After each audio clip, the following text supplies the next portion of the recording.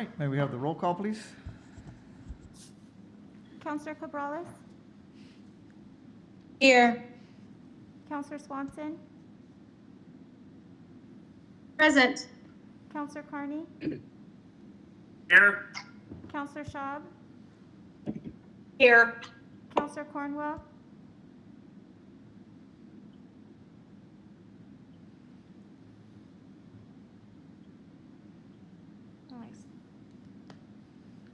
She's on the line. I see that she's here. I wonder if she's having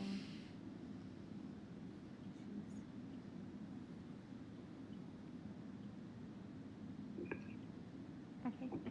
Councillor Puente, Here. Mayor Swenson, Here. All right, well, we're going to begin tonight's meeting. The camera's off me and on someone else at the moment. So we're going to have 3 recognitions. And so I'm very pleased to welcome 2 people I get to work with a lot in the Mid-Willamette Valley Council of Governments. So we have Jackie Franke and Renata Wakely. Thank you, Mayor. And I want to first of all start by saying the Council of Governments is proud to have Eric on our board representing the city of Woodburn. He's a great contributor and we're excited to have him. Thank you to Jamie Jonk. She's the City of Woodburn's Economic Development Director, and she sent in a nomination for the City of Woodburn and the Woodburn COVID-19 response team. And I just want to say the Council of Governments awards specific awards each year. We only award one Regional Cooperative Project Award to recognize a partnership of local governments within the region for a project or initiative that enhances intergovernmental relations. And I'm honored to be here with Renata to present that award to the City of Woodburn and the Rapid Response Team that you guys put together. My mask doesn't want to stay up. I do want to tell you a little bit about the project. I understand that a lot of you have been intimately involved with this, but it was amazing to read the nomination that Jamie put forth, and I just thought it was important to share it here with everyone.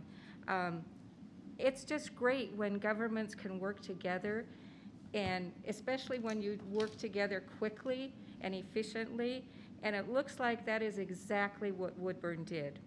So first of all, Woodburn leadership jumped into action back in March when the news of the pandemic first hit, and they put together the Woodburn COVID-19 response team. The team was comprised of elected officials, City Administrator Scott Derrickson, representatives from the police and fire departments, and designated COVID response team coordinator Jesse Como. They knew messaging and outreach and education were imperative in order to ensure public safety. They expanded its reach to include area clergy, nonprofit organizations and agencies, and North Marion County schools and educational providers. The City and Response Team conducted in-depth outreach and engagement with representatives of those organizations representing the demographic groups in Woodburn. With city and county resources overwhelmed, the City of Woodburn and the COVID response team needed to take action to ensure that area residents, businesses, and the general public had access to personal protection equipment, supplies, educational materials to protect themselves and others. The City of Woodburn allocated general fund dollars to get the plan implemented, allowing the response team to print COVID-19 educational materials identifying safety measures. City staff and response team partnered with local nonprofits, including others, for grants over $169,000 to further the outreach and distribution of protective equipment, supplies, and educational materials. The city and the response team again partnered with federal agencies and Love Inc. to receive more than $215,000 in grant funding to assist COVID-impacted residents and families with costs including food, childcare, utility assistance, prescription assistance, and other needs. Along with the match the City of Woodburn provided and quick staff work has a lot to do with securing some of these funds. They partnered with Willamette Workforce Partnership and the Mid-Willamette Valley Council of Governments, which I'm proud to say we were able to assist, and the person that does that assisting is right here, Renata Wakely. And that provided over $222,500 for 35 additional grants to eligible businesses. Emergency rental assistance was established with Love Inc., and the city helped redesignated CDBG grant funds for mortgage assistance administered through Dev Northwest. The city provided funds to provide business assistance grants, matched by an additional $10,000 from your wonderful Woodburn Rotary, and also received a $60,000 grant from Business Oregon. As businesses continued to struggle, the city allocated an additional $60,000 of CARES funds. I just want to say congratulations for responding quickly and collaboratively to find resources to support the specific needs of your community. The City of Woodburn and the Woodburn Response Team is the Mid-Willamette Valley Council of Governments selection for the Regional Cooperative Project Award winner. And we have a plaque here for the City of Woodburn and one for the Woodburn COVID Response Team. And the person that has worked with everyone more than anyone else is Renata Wakely. So I do want to defer to her and let her say a few words. Thank you, Chair, Mayor. It's nice to see you again. And councilors, I'm the Community Development Director at Council of Governments. It's a big acknowledgement, I think, to receive, the one award that COG, which serves Marion, Polk, and Yamhill counties, so a large region. I work with your team. The City Council moved quickly. You delegated general fund dollars, and your staff worked tirelessly to adjust to make sure that your residents and businesses were served. We serve a very large area, but I know that the staff and your elected officials, the work that this award acknowledges is leveraging dollars to make sure that your residents and your businesses could access support that they needed during this pandemic. So we will recognize and present the award at our annual dinner, which is next Wednesday, the 17th at 6 p.m. on Zoom. But it's so important for myself and board members to come out to your community and say thank you in front of your councils for the work that you've done and to acknowledge your staff. So please join us at our annual dinner via Zoom. But yeah, we're very happy to be here to acknowledge you on your turf. Thank you. Thank you very much. I do want to also publicly thank Renata. Renata has acted for over a year, well, almost a year, as serving as both the Community Development Director and the Executive Director of the COG. And there's no one that we could have delegated that job to other than Renata in light of the pandemic. She knows the funding sources, she knows the people, and she loves working with you all. So I just want to thank her. We have hired a new executive director that you will be able to meet during our annual meeting. Okay. Thank you. And we'd like to take a photo if that's Sure. presentation.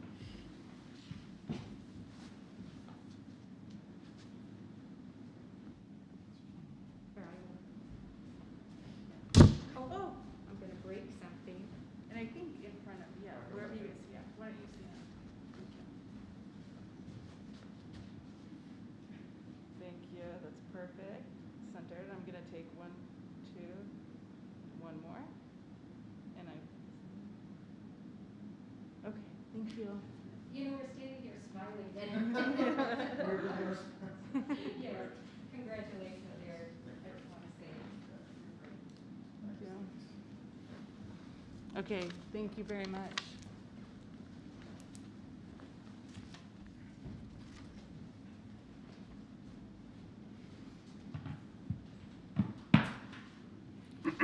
Well, I want to say thanks again. It's a pleasure to serve on the board of the Mid-Valley Council of Governments, and I can just second what Jackie talked about, is that when executive director leaves, all of us on the board were like, what's going to happen next? But Renata has stepped in so ably and guided through right in these tremendous times we're living in. So thank you, Renata, and thank you, Jackie.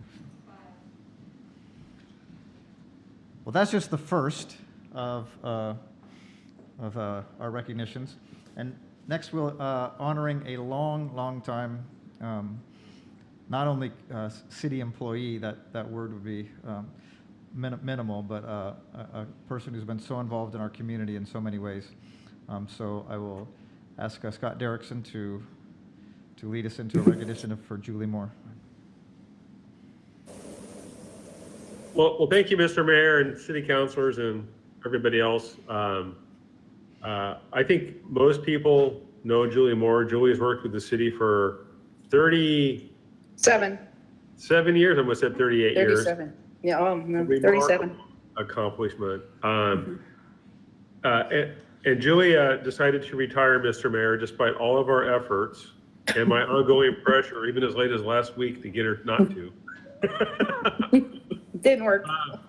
Yeah, Julie, has earned her retirement, and we wish her very well. And I don't know that Julie truly understands the lives that she's touched over her years of service with the city. Julie is, in my tenure with the city, Julie has been the number cruncher behind the scenes that makes everything happen that ultimately we get awards for, like tonight. Julie has never gotten the credit or the light that she deserves, nor has she ever sought it out. And Julie deserves a lot of credit for a lot of really good things that have helped made Woodburn the kind of community it is and the kind of place that we want to live. More so, I just want to say something about Julie too, is that, and I told this to Julie the other day, that Julie is one of the most trustworthy, honest, competent people I've ever run across in my career.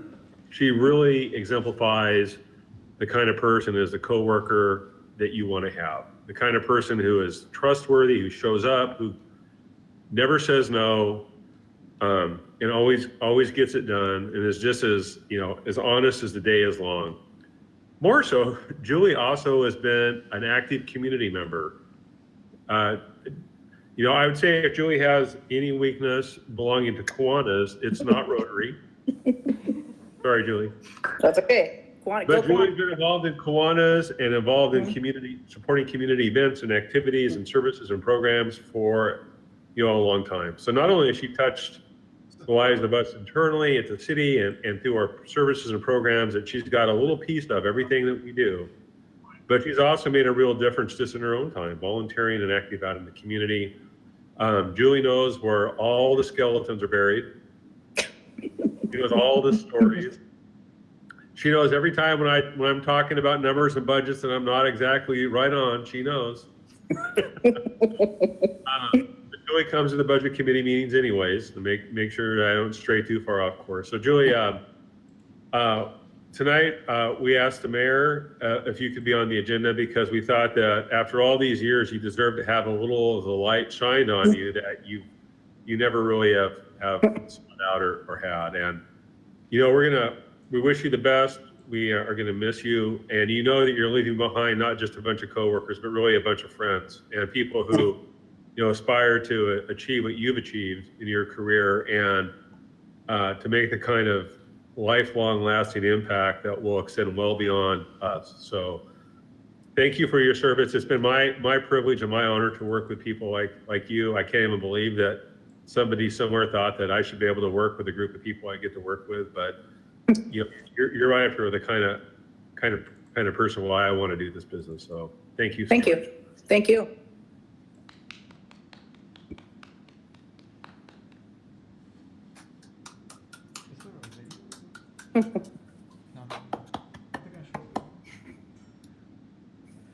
Thank you. Do we have a video? Oh, I believe we do. Okay. Oh, good. I didn't want to go to the next thing without the. do have a video.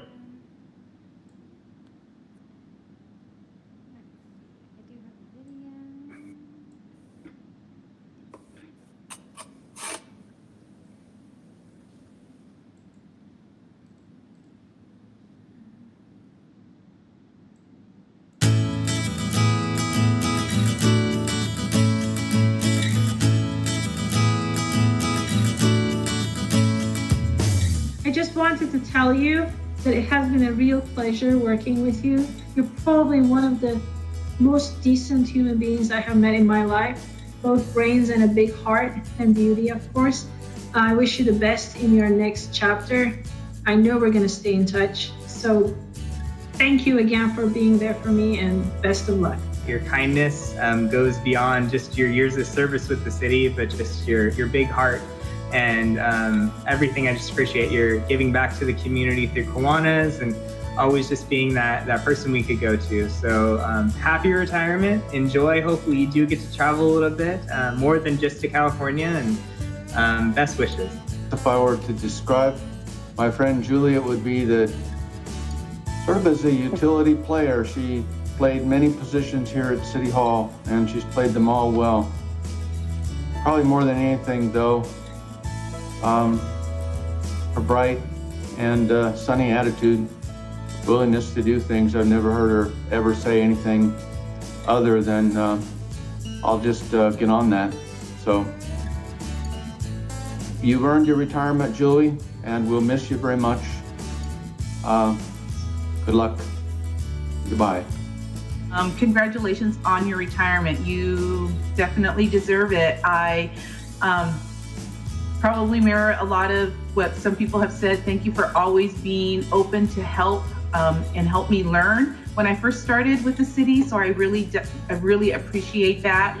And just always saying hi and waiting and just being the person that you are. So thank you. I enjoy your retirement, man. New chapter. Get that house cleaned up, do some traveling, and just enjoy yourself. So again, happy retirement. Have a great one, and we will see you around. Alrighty? It's not goodbye. It's just until later. All right. Hi, Julie. I just want to congratulate you on your upcoming retirement. On a personal note, I've been here a little over 5 years, and from the day I walked in the door, you've been nothing but helpful to me in my work as the police chief. Not only did you make me feel welcome, but you schooled me on municipal budgeting and my role in terms of finance and the budget with the police department. You've always been positive, you've always been can-do, you've always given me solutions. If there's something I wanted to do in the police department or move the police department in a certain way regarding finances, you were there to help me. And I really appreciate it. I'm going to miss you. I'm following in your footsteps. Of course, I'll be retiring March 1st. So I'll be right behind you. And I want to wish you well. Stay healthy, stay safe. And you've earned everything that's coming to you in terms of retirement, and I hope you have many, many years. Someone taught me a long time ago that the benefit to retirement is working and then retiring and earning your pension for as many years as you work to earn that pension. So that's my wish for you, that you're able to collect your pension for as many years as you put in to earn it. So congratulations, have a wonderful life, and I hope to see you again sometime soon. Take care. Julie, congratulations on your retirement. As one of the first people to welcome me to the city, your smile and warm embrace really made me feel at home in Woodburn. I think your dedication to the city and your community is amazing, and you will truly be missed. Hey, Julie, just wanted to tell you congratulations on your retirement. Can't believe we're already to that point. We've been talking about it for so long. I was hoping it would never happen, but I just wish you all the best. It's been fantastic working with you over all of these years. You are a fantastic person. You've done great things for the city, and you are going to be greatly missed. But always remember, you are invited to come back to the annual budget committee anytime you want. So hope to see you soon. Thanks.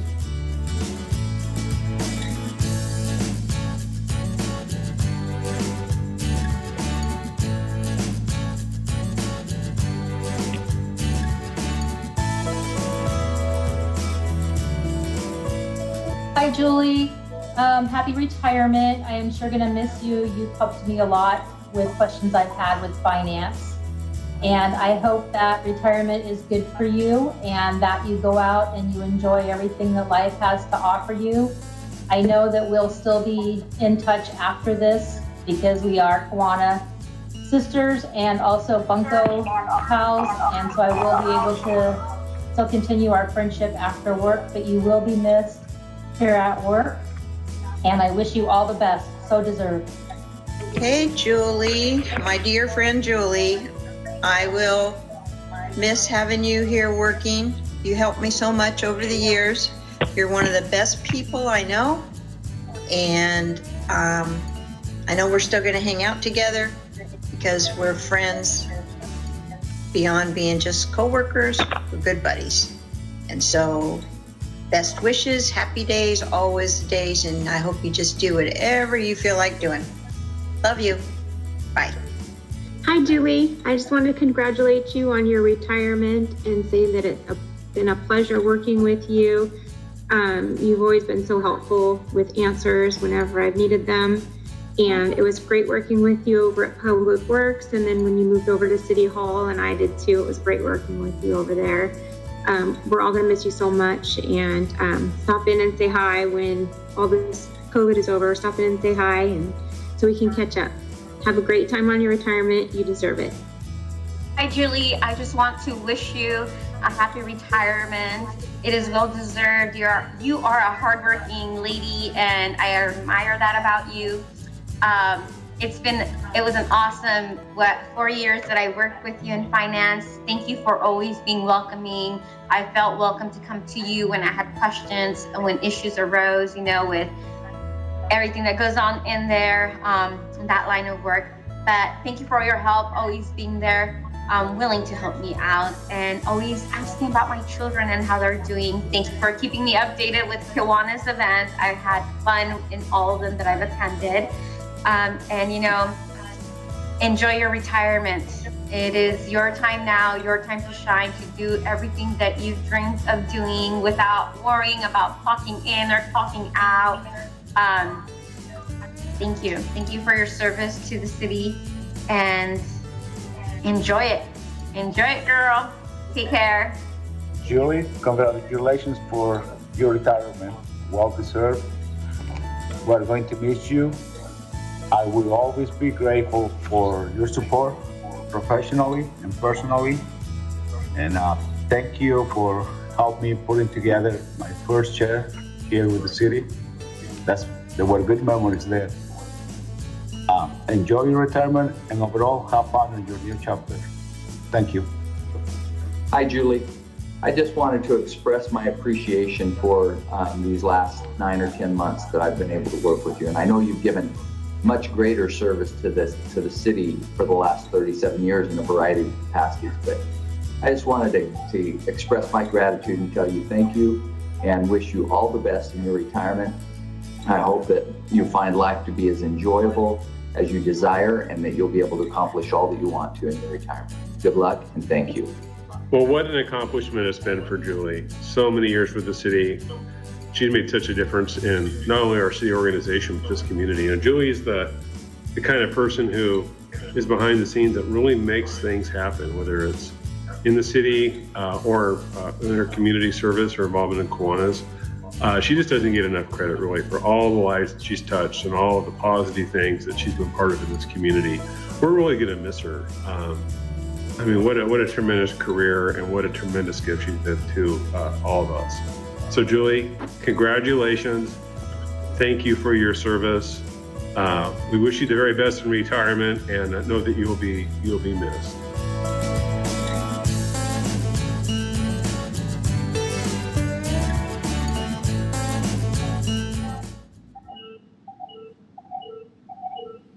All right, thank you.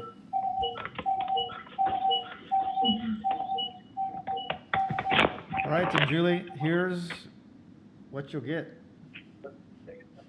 There you go. Thank you so much for this, and thanks to Tommy and everyone who was able to contribute to that honoring of, has to be one of the longest times, key people in the city of Woodburn's government in our history. So amazing. Right, next we're going to honor Jerry Cotter, who has been the heart of the Woodburn Community Access Television. I'm just going to read a little bit about this service that has been with us. The idea began in 1991 when then Mayor Fred Kaiser and the City Council authorized the formation of PEG Committee, which stands for Public Education and Governmental Programming.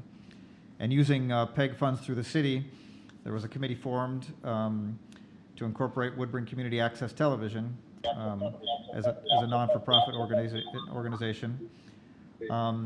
WACAT 16, back in the day, Channel 16 debuted with a local bulletin board announcing happenings in and around Woodburn in Jervis and Hubbard in 1992, and on Thursday evenings had 3 to 4 live shows. After about a year, WACAT moved its studio into the Northland Cable Building at 635 Glatt, where it resided since then. And it was at that point that WACAT approached the cable company to allow WACAT to change the help the cable company was supplying and received a cash payment that was agreed upon and gave WACAT much needed revenue and allowed us to pay a part-time staff. WACAT 16 morphed into WACAT 5 around in the late 1990s and moved to Channel 5, and the studio became Woodburn Community Access Television's exclusively. They did a lot of work on it with the old booth and renovated that, and then by this time, WACAT was training citizens to produce shows for the city of Woodburn. They covered the city council twice a month, the library board, the Parks and Recreation board, planning commission, school board, and fire board. And a show produced by none other than Dick Jennings called Let's Communicate, our former councilor and mayor, with officials from the city of Woodburn, local emergency services, Marion County officials, state politicians. Later, a program titled Woodburn Rising brought in local entertainers and movers and shakers. Woodburn Fire District Today had a bi-monthly program. Local Spanish shows highlighted services in the area. Local churches supplied videos of their services, which were aired on Wednesdays and Sundays. An arts channel was added in 2014. WACAT 5 covered venues as well as covering music festivals and Woodburn Bulldog graduations, parades, fireworks celebrations, music in the park, local dance recitals, the Chamber First Citizen Awards, and local community events. Special projects included Nellie Muir News, produced entirely by the Nellie Muir Tag students, Boys and Girls High School Basketball, a senior project, and the School District Bond Measure was another senior project. So over the years, WACAT did a lot of work to upgrade and continue their programming. And though Public Access Channel 5 is quiet now, it leaves behind a history of programming, local personalities, and information for the residents of Woodburn, Jervis, and Hubbard.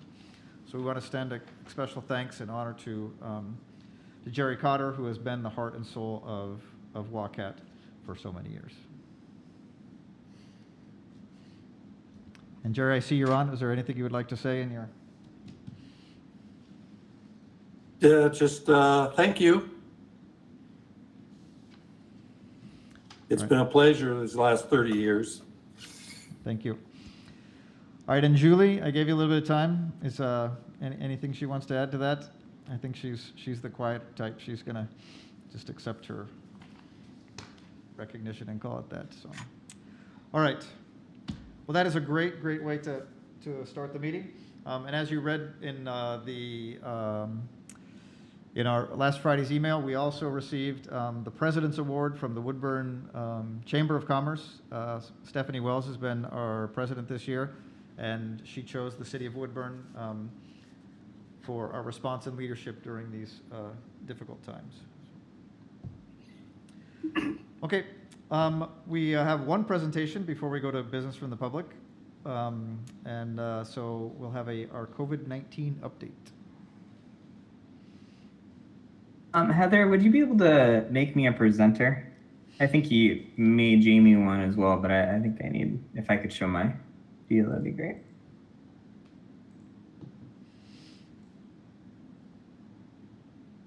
Thank you. All right, 1 second here. All right. Well, good evening, City Council. Mayor Swenson, I'm Jesse Cuomo. I'm your COVID-19 response manager, as well as your Recreation and Parks manager for the City of Woodburn. So feel free, again, as always, to stop me and ask any questions during the presentation here. So I'd just like to kind of point out, to start out with some data points. So we have seen a decrease in the number of weekly cases, which has been encouraging. I have tried very diligently through this whole process not to get excited over a 1 or 2 week downtrend, because we know we're playing the long game in this. But you can see over the past 4 weeks there, from that January 13th to the latest report on February 3rd, we've seen a significant decrease from 125 weekly cases to 39. So let's hope that trend kind of continues and we can stay on that lower end of the spectrum. That would be fantastic. So I'd like to point out on this slide here, you might be able to see my cursor on the screen, and you'll see the total number of tests between the week before last and this past week actually increased by 3%, but we saw a lower positivity rate. So that's the number of positive cases versus your total.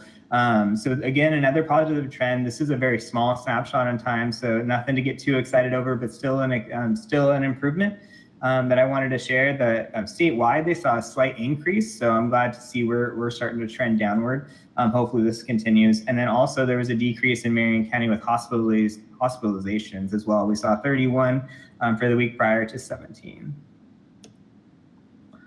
Kind of some of this here, this is kind of an interesting, they do 2 week snapshots. So this was, you'll see that, again, we're showing that downtrend. So we went from 11.6 about 2 months ago, or excuse me, about a month ago, to 8.6 in the positivity rate. And so this is important because, again, our county risk levels, which are also tied into the school risk levels, they're different metrics, but they are they use a similar test point. So they use the cases per 100,000 for population as well as test positivity.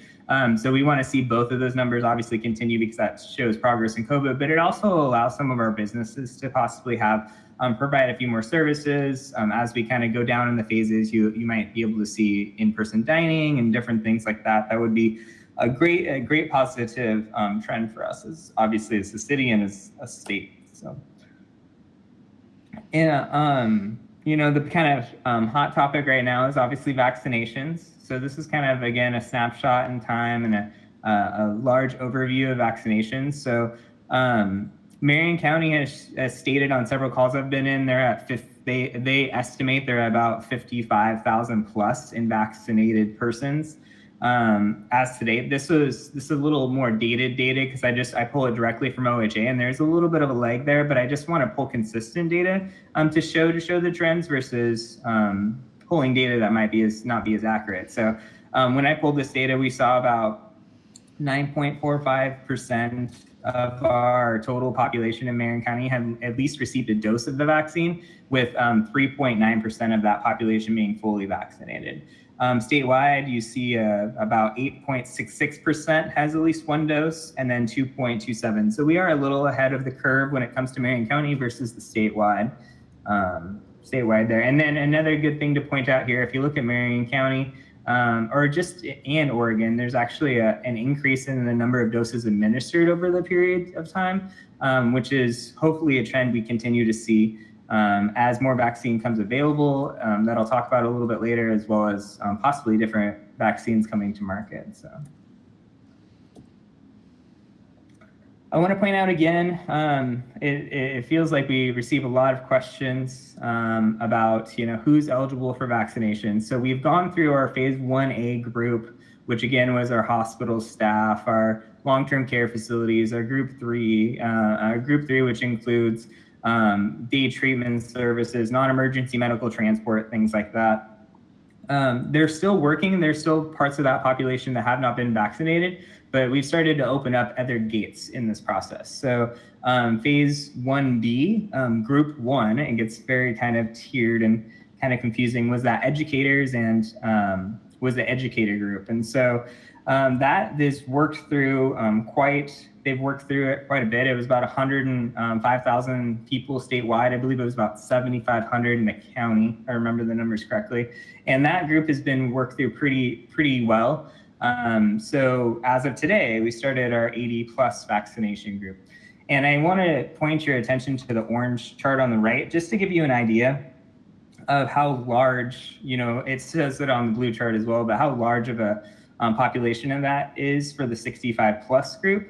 You're looking at, close to 800,000 people. And in that, we do have some overlap because in phase 1A with long-term care and different things like that. So you'll see that an estimated about 100,000 people, 60 plus, have already received the vaccine from either being a healthcare worker or whatever the case may be, being another qualifying factor. So that 800,000 people that is shared here hopefully is a little less as we kind of transition.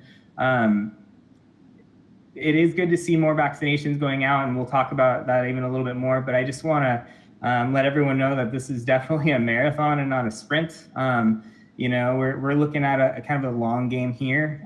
It's not everyone's going to get vaccinated at once at this time. So I also just there's a few points that came up this week in it that I really wanted to point out. So during the press conference from the governor this week and with Director Allen from OHA, they shared that the federal government is doing an increased allocation of about 11,600 doses of the Moderna vaccine. That's really beneficial, actually, that it's Moderna, because it's more easily distributed because it doesn't require that ultra cold storage.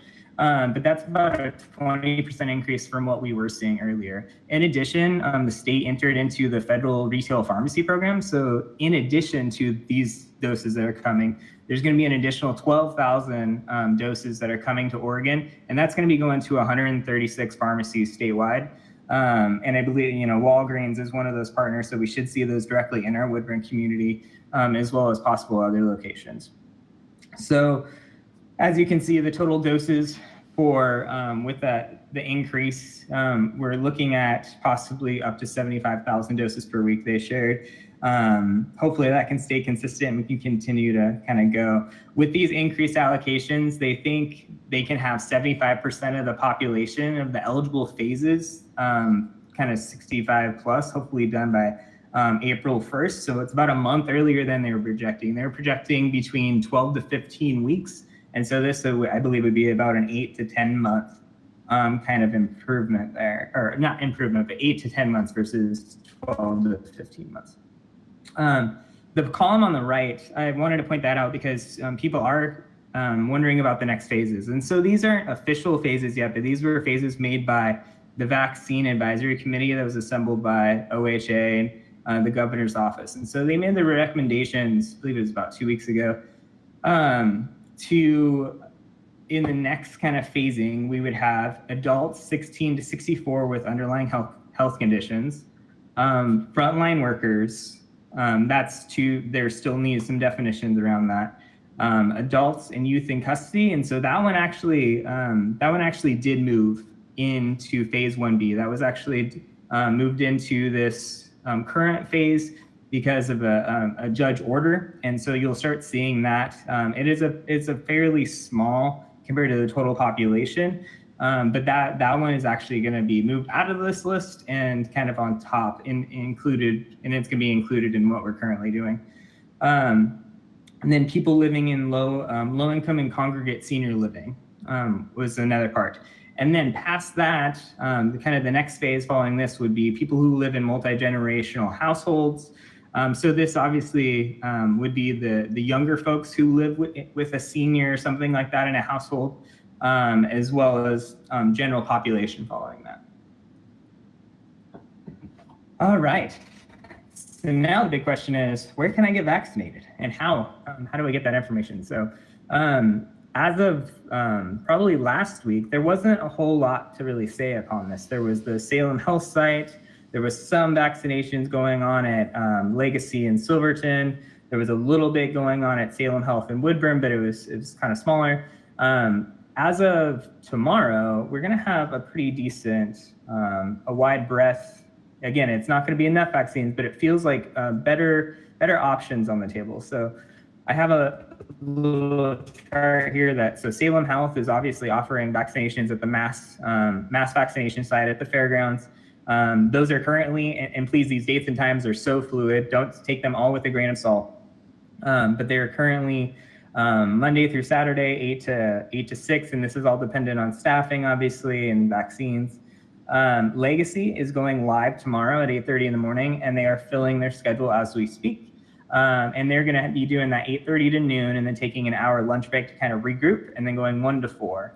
At Legacy, they feel that they currently, as long as they have the vaccines and with the basic staffing, they can about do 250 to 350 doses a day with the current staffing structure, and they feel like they could ramp up if vaccines and staffing were available, would possibly up to 800 a day at our Wellspring location.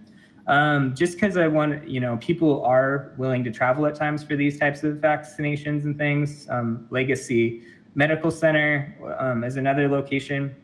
Salute Medical, I really want to point out, because they've actually been doing registrations over the phone, which has been extremely helpful, obviously, to a lot of our community members. And they do have, it's not a very large allocation, but they do have a small group there. And then Santiam Hospital, obviously up the county, they have been an amazing partner, honestly, even to the city through this process. They've said they're willing to send folks to the Woodburn area to help out.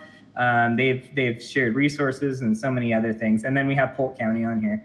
Obviously with the allocations, they've started a distribution site at Western Oregon as well. So this is always fluid. So there is a website at the bottom to the Marion County Health site, or you can call 211. I do want to say that the call wait on 211 is very lengthy. Supposedly the governor is placing 30 additional National Guard with the call center, or 211, to help facilitate calls.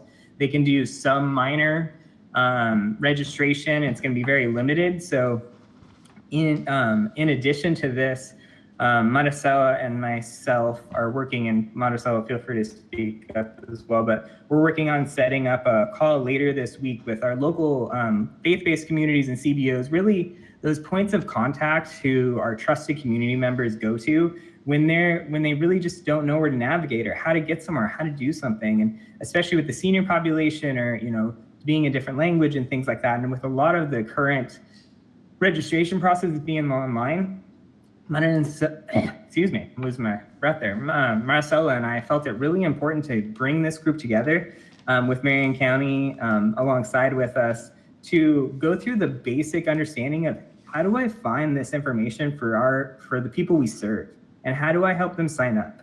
Because we know it's really going to be the community-based organizations that have these direct communication, and they're trusted partners with these community members that are going to be able to bring them alongside and help them get through. In addition to that, actually, I have a little side story. To that point about going to somewhere you trust, I had a meeting with Kathy McClaskey, our transit manager and Legacy Health today, and she said that she started her calls, her dispatch started receiving calls from community members asking when they could get a vaccine. So it just really reaffirmed what we already know, that people go to those trusted areas, as odd as it may seem to go to transit. They know that when they call the transit center, whether it's for dial-a-ride or whatever else, Kathy, Rose, or whoever else who answers that phone is willing to listen and help someone. And so they're going to trusted sources. And so we want to provide as many community members as we can with this basic information to support that. Any questions so far? Because I'm kind of getting... Well, Mr. Mayor, I think I'm going to jump in here for a second. There's a couple things I wanted to add to the report tonight. First of all, I want to recognize Jesse not only for the work he's doing as part of our team leader here, but one of the things I've been talking about the last several days has been a concept that Jesse identified as a need, and then took some steps for the city to take a role in trying to resolve and organize, and that is the North Marion County Vaccine Distribution Coordinating Working Group. Kind of a name you don't want to put on a business card, but that has been very successful in terms of coordinating these regional partners and creating these networks and communication amongst vaccine providers and healthcare providers in order to sort of more smoothly roll out these vaccines, not only in Woodburn, but in the North Marion County area. And so I felt that was a real leadership role for Jesse, and it's helped create this framework of a network that can, I think, will provide a good foundation for helping these vaccines get to the people that they need to get to in Woodburn efficiently as they can. And then secondly, I want to also say that if you didn't see it earlier today, last week Jesse was named Marion County's healthcare hero for the work that he's done on COVID-19 and all of the efforts here in Woodburn. That was an honor bestowed on him by the Marion County Health Department. There was a little interview that the county did in naming him and went on the county's social media platforms. So Jesse, thanks for that. And I want everybody to know that that was a recognition well-deserved for you from Marion County. Well, thanks. I do appreciate that, Scott. But as I told the team on Friday, really, it's pretty easy to give direction, be the North Star or whatever when you have such good people helping and the ships to go that direction. So it's pretty easy to do good work when you have good people you're working with. So. Well, Jesse worked in our parks department, and I suppose Healthcare Hero was never anywhere in sight or anything that ever would have occurred to you, but here you are. Right.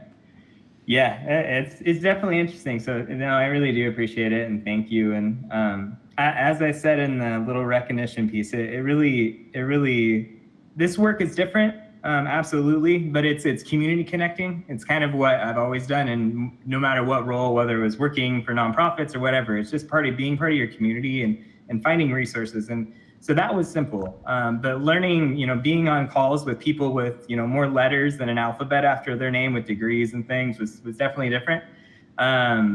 But to be able to pick up a phone and call anybody, and what they do is say, what do you need, or how can we help?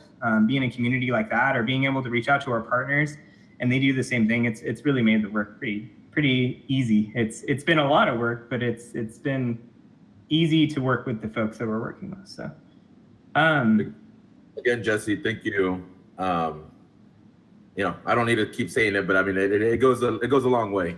So your heart and everything that you do shows through all the work that's being done. I know it's not just you, but being the head guy. So I mean, I appreciate your work. And I just had a quick question, because I know there was maybe something, I don't know if something about Woodburn High School, is that separate from this? Yeah, so these are kind of more, I was just going to get into that. So these ones on the screen now, these are more established events, or not events, I shouldn't say events. These are more established locations that should be reoccurring. Again, it's dependent on vaccine availability and things like that. But these sites are really, this chart actually came from that vaccine advisory, the vaccine distribution group that I've been leading, because they asked, hey, could we just get a general idea of what's going on with everybody? And so I put this together. I kind of got all of the information from everybody and put this together of these stand-up sites, because we know there's going to be pop-up sites here and there. And to your point, Councilor Puentes, is that Marion County, in partnership with Woodburn Ambulance and Interface Network, is putting on a drive-through vaccination event for 80+ specific out at the Woodburn High School. And so currently, right before I hopped on this call, I think they had just over 100 people registered for that event. They can go up to just a little over 500. And they're doing that. They actually set up a singular phone line for folks to call as well. We've shared that with some odd 45 different community members at this time. And as we kind of see where the numbers are going, we're gonna probably, if the folks running the event say, hey, we need to keep on filling spots, and then we'll kind of throw it out to that greater public. Right now, we're trying to really work with those CBOs and faith-based communities, and then it's also going to be on Spanish radio and it's going to be actually in a lot of locations. It's going out to the school district as well, I believe, but we're going to try to plaster it on our media and stuff if there's spots available and we get the green light. So excited to do that when that comes, and it's just another location. There's going to be, I said this to Scott a couple weeks ago, but there's really going to be, the way I look at it is there's 3 tiers to vaccination sites. There's the extreme mass distribution sites like the fairgrounds, where you're seeing 1,500 to 3,000, 8,000 doses a day, or whatever they're doing at the expo center. then you're going to see these regional sites like Legacy, where they're doing 250 to 300, or, you know, Salem Health in Woodburn, or these more regional sites that are popping up. And then you're going to have some of these targeted events where they're really trying to get people who might be falling through the cracks. So I think it's a tiered approach, and hopefully it works. That's kind of the model that is being rolled out right now, and hopefully it works well. One other point for hopefully it happens, but Salem Health Woodburn is trying to, it might be considered their own vaccination not site, but they're going to be receiving possibly their own allocations, because currently it's all going to Salem Health in Salem, and then they're allocating it out from there. And they're hoping if they can get on the list for direct allocations, they could kind of maybe set up something more stable in the Woodburn area. So they are working on that, but they still are doing services when vaccines are available, and they're serving a good niche as well. So. Yeah. Thank you, Jesse. I have a question. Councilor Schaub? Oh, go ahead. Pardon me? Councilor Schaub, go ahead. Am I on? Yep. Okay, thank you, Jesse. Number one, I really appreciate all of your work, and congratulations on receiving the recognition that you've received. I was wondering if the Woodburn Estates in Golf is just one of those pod sites. So they had received around 400 and some odd vaccinations. And I'm really curious about that, because a lot of people in my particular ward was not part of that membership paying membership that calls. I was really curious about that. It's called vaccination inequity. Yeah, so my understanding, Councilor Schaub, is that is my understanding. What I heard from the county is that was kind of one of these pod directed sites that they identified, and so this current one is definitely a little more broad in the is maybe a little more broadly advertised, but you'll see possible pods like this in other locations, maybe with seasonal farm workers or something like that out at farm locations, or certain employers where there's high risk types of things. So other sites might happen like that for sure. And so, but I think we're getting to a point now, which is honestly a good point to be in. Again, I don't think we have enough vaccines in the market right now, but, having pharmacies come on board. I was in a meeting the other week when I think they said 50% of people, when they get their vaccinations, they actually get them at their pharmacy. And so getting those types of locations, as well as, Salute and Legacy and Salem Health being more consistent, I think it just gives so many more options to folks. So when these pop-up events come, hopefully it definitely helps kind of relieve that pressure on the community at large. So I hope that answered your question.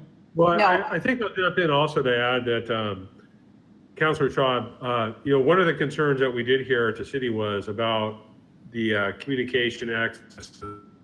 If this was something that was advertised across the city, so people who fit the particular distribution category or the priority would have information or access to that particular site.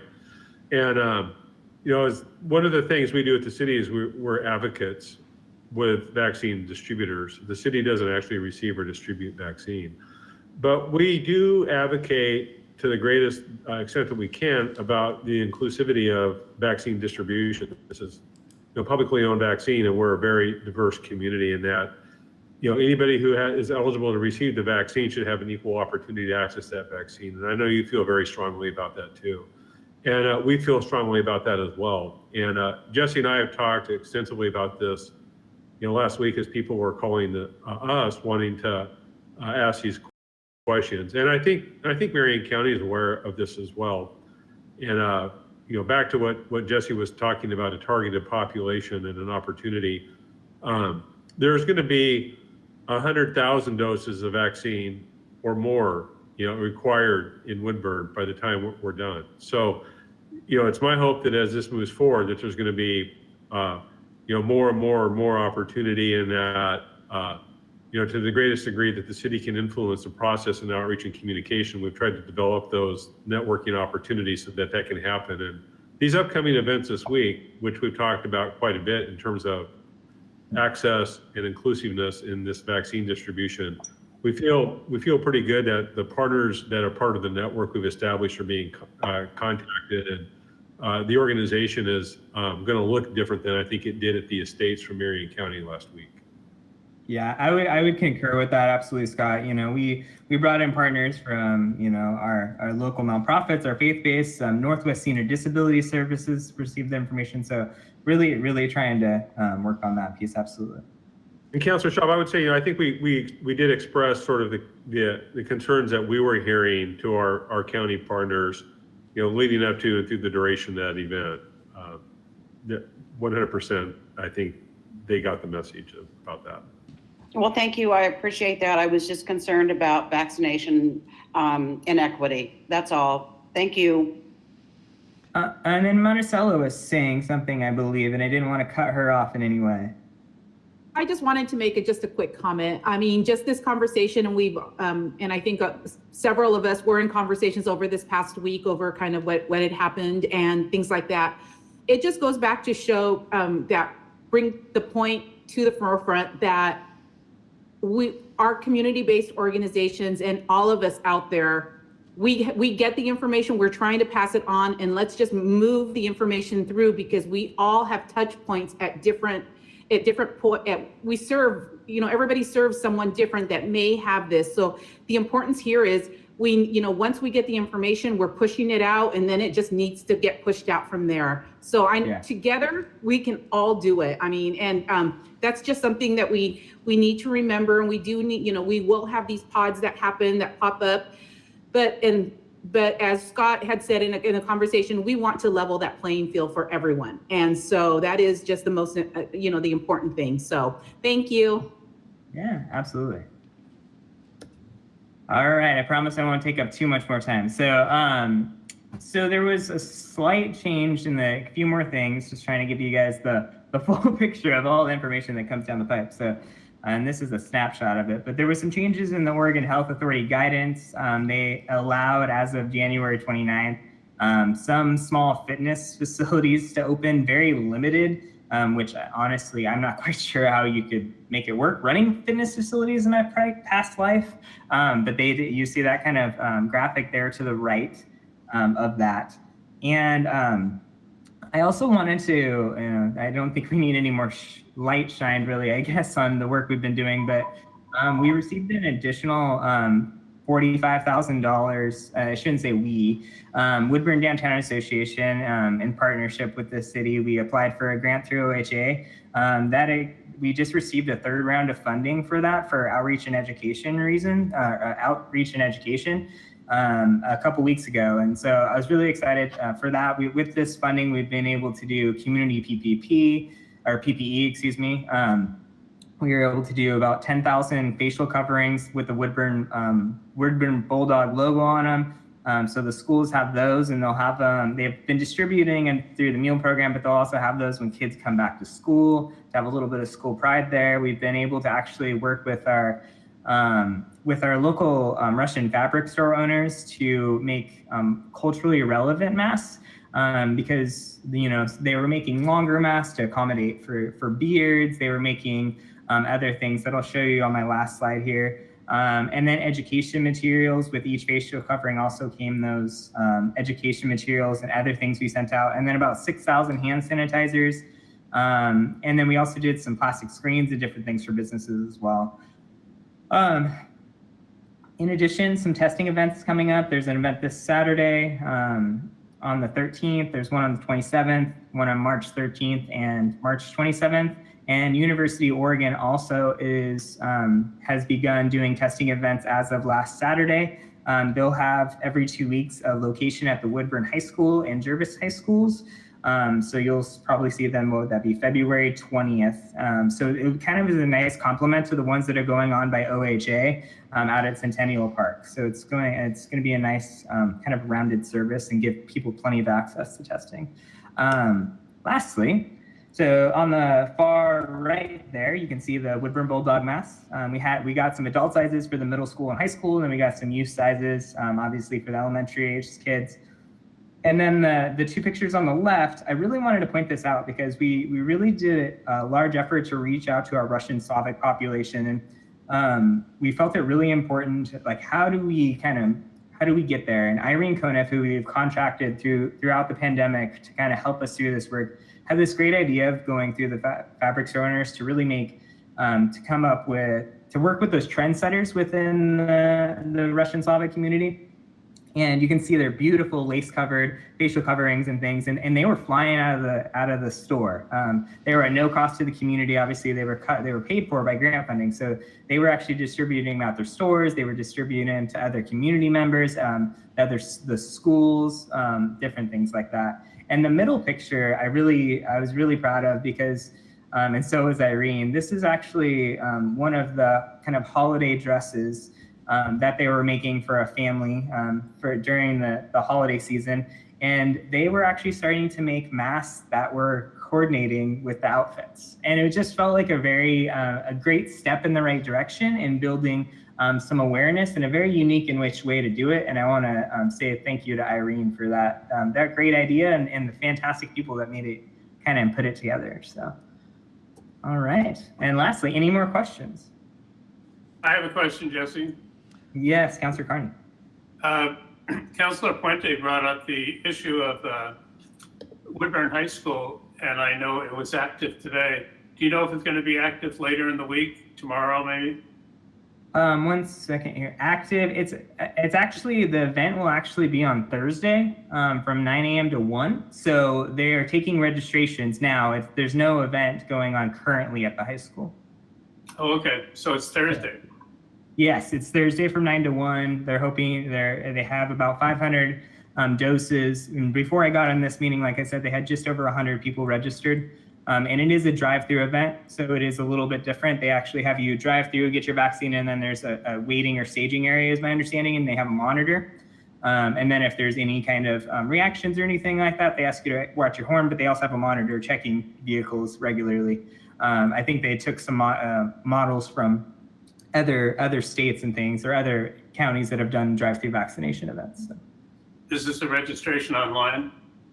Yeah, there is a flyer, I believe, that that's the one that's gone out widely to the community, and we should hopefully be able to share even wider soon.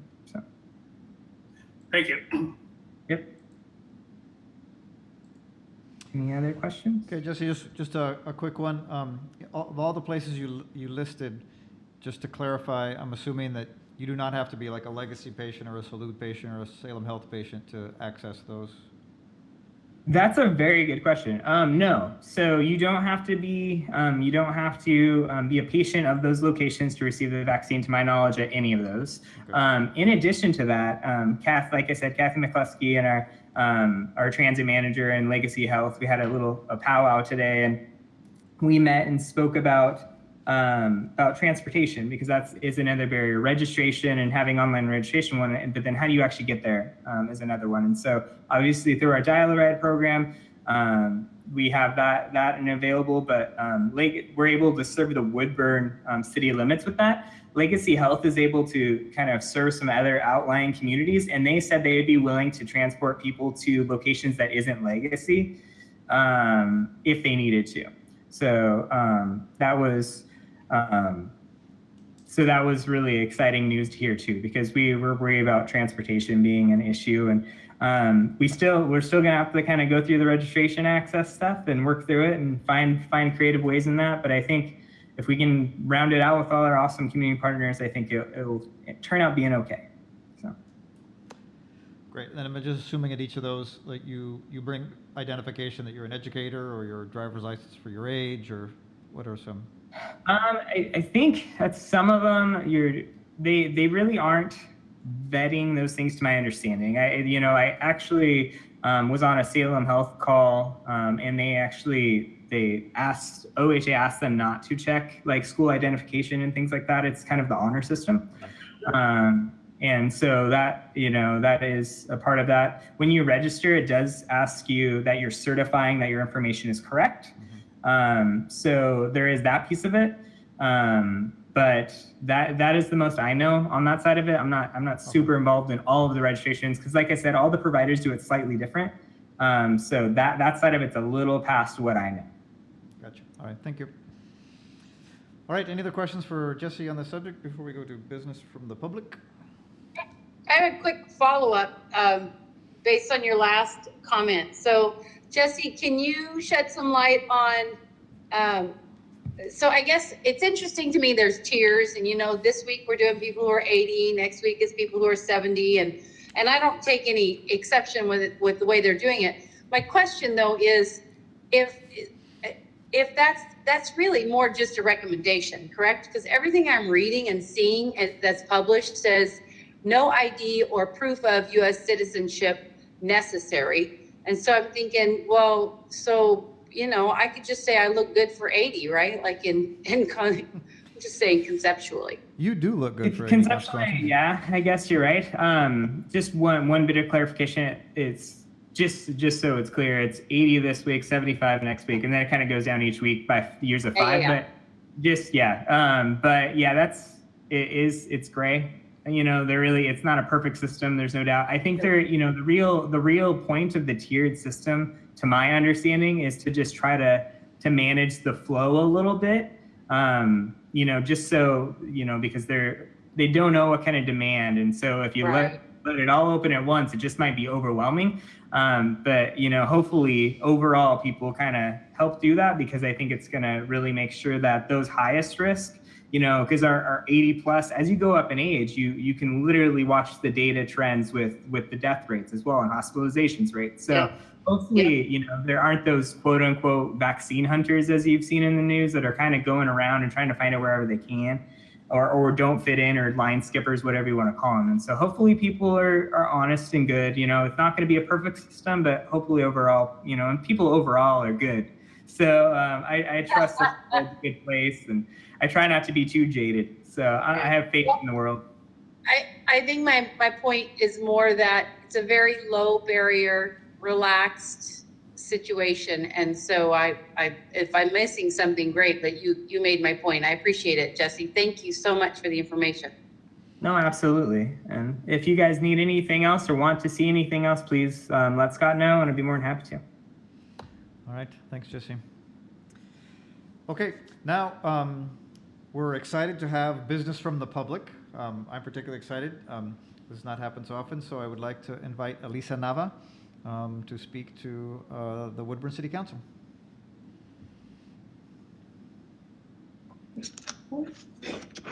Good evening. My name is Elisa Nava. I attend Gethsemane Christian Academy in Woodburn.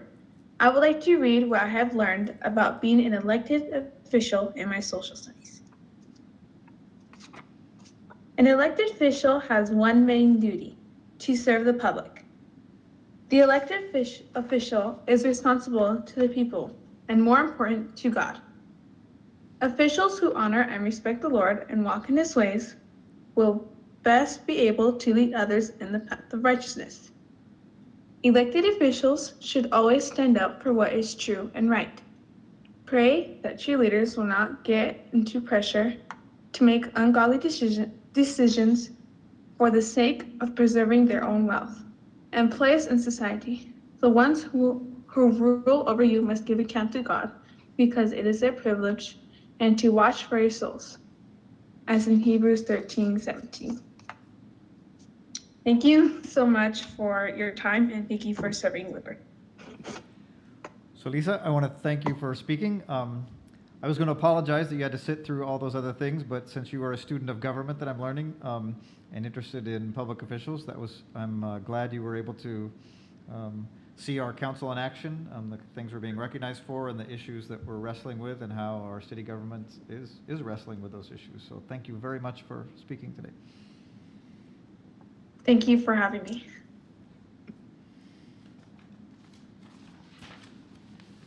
All right, next we're going to move to our consent agenda. And so the city recorder, please read the items. The items on the consent agenda are as follows. The Woodburn City Council minutes of January 25th, 2021. 2021 OLCC renewals, liquor license application for Tequila's Bistro Bar LLC, and building activity for January 2021. Okay, would any counselor like to remove an item from the consent calendar or ask a question about the particular items?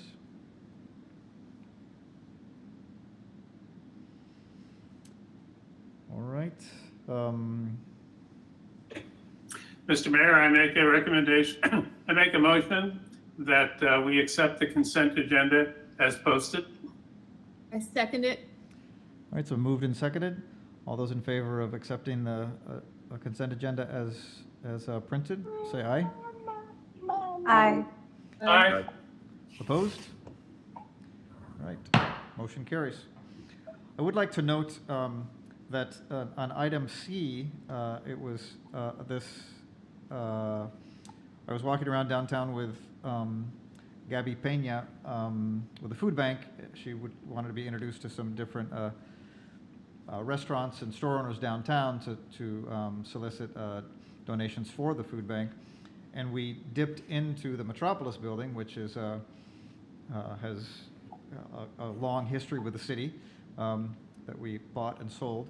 And so that particular bistro bar is El Agave Grill, I learned. And El Agave Grill, as you remember, they'd been highlighted here as a restaurant that really needed and benefited by a lot of our outreach to businesses to help them through those difficult times. And they now have established not just the bistro bar, but a restaurant. They're taking up maybe about 2/3 of that side of the Metropolis, which is, I know it's been they've had struggled to get businesses in. And so kudos to the city, I think, for helping a business like that then it was able to transfer and be flexible and mobile during this time, and even open a business that in the heart of Woodburn that I think will benefit that. So they have their restaurant, plus they have, and I'm going to say it wrong, the limeberry. They have got the yogurt things. They've got the bistro bar, and they're going to have their restaurant there. So it'll be a great addition to our downtown area. So I'm sure Jamie deserves a lot of credit for that. I don't know if Jamie has anything else to say, but I'm sure she was in the middle of all those things. So. Yeah, when we were doing our outreach for the business assistant grants, El Agave Restaurant had expressed some concerns with their lease and that it was coming up and that they needed to look. So we were able to connect them with the owners of the Metropolis. So we're thrilled that that has worked out to the benefit not only of El Agave, but also for the Metropolis and for our community overall. So I'm pleased to see it's moving forward. Great. It was a wonderful surprise to just walk in there and hear about that, and then know that our city had been part of that transfers. All right, we shall now move to general business and to Council Bill number 3142.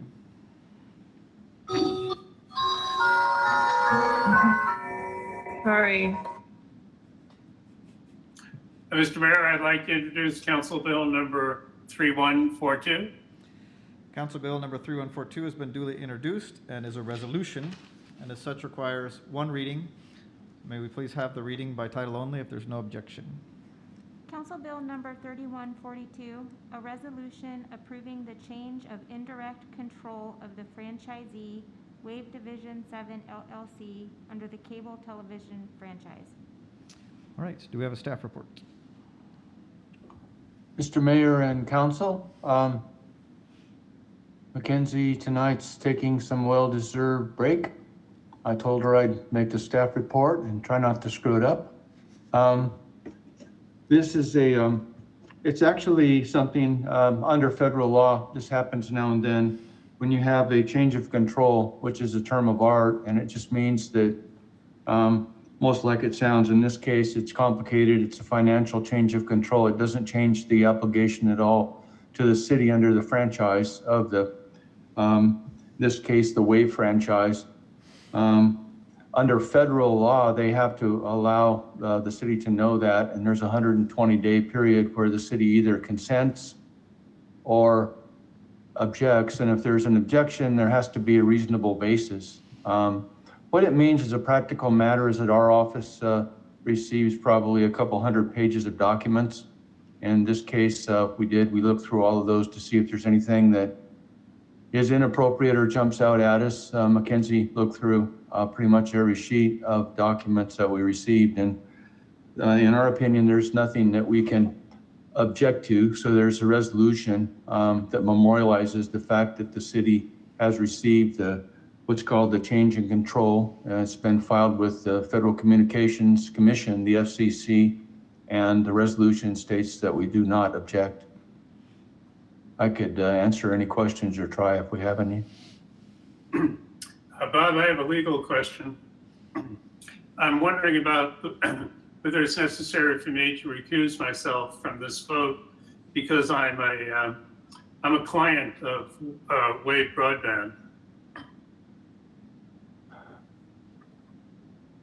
Well, I guess that's really your choice, but by a client, I mean, I don't want to get more specific than I need to, but are you talking about being a subscriber? Is that what you're saying, or is it something more than that? No, I'm a subscriber to their internet and TV services. Perhaps all that's necessary is for me to identify that and then move on. No, I think that's true. I mean, that doesn't hurt. I mean, as you know, if you had a pecuniary interest in it, then that would be different. That'd be a matter for the Oregon Government Ethics Commission. But from what you're saying, you're just a class of people that does business as a subscriber to Wave Broadband. So, I mean, it certainly is a good idea for you to state that, but I wouldn't think that that would preclude you unless you have a pecuniary interest of some kind. Oh, very good. Then I'll just state that for the record. I'm a subscriber of Wave Broadband services. I would like to state the same thing. I'm also a subscriber of Wave services. Ditto. All right, me I would too. like to say the same thing, Wave subscriber also, for the records. It's almost unanimous, so me too. I'm not. I can barely pedal my bike to keep my lights on. Okay, any other discussion? Questions? Okay, as a resolution, this requires a roll call vote. Counselor Puente? Yes. Counselor Swanson? In favor. Counselor Cabrales? Yes. Counselor Cornwell? Yes. Counselor Schaub? Yes. Counselor Carney? Yes. All right, motion carries. Thank you very much. All right, next up is an award of construction contract for the 6th Street Sanitary Sewer Replacement Project. Presentation, Mr. Ludquist. Yes, hi Heather, can you please make me a presenter? See here, share. Let me know if this all comes together for everybody, please.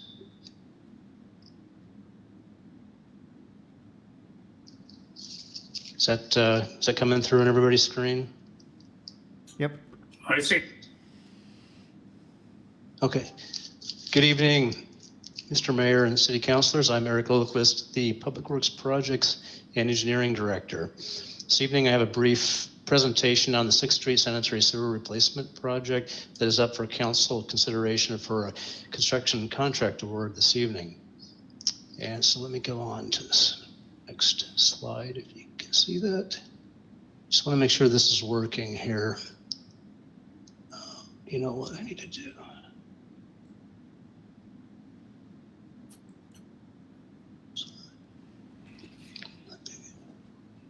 Okay. Is everybody on board? Does everyone see the aerial of the 700 block there? Can anyone chime in? Yes. Yes. Okay, outstanding. Thank you very much. Sorry for the delay on that. So this first slide here depicts an aerial view of the southerly portion of the project site. showing the installation of a new manhole there to the left, just north of Harrison Street, with the new pipe being installed in the center of 6th Street and tying into the existing manhole on Church Street. And this slide shows the northerly half of the project site, which includes the installation of a new manhole, a new sewer pipe that will connect into the existing manhole at High Street.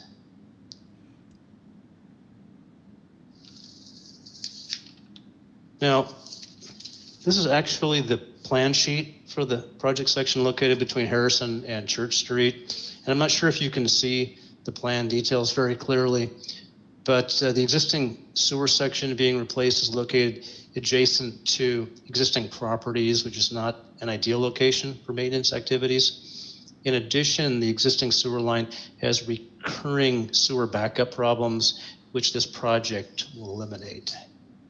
Okay, if my mouse is on there, can everybody see that? Yes. I'm kind of new to this. Okay, you see, this is the area where the old line is. You see how close it is to the properties here. It's very difficult for our maintenance folks to get in.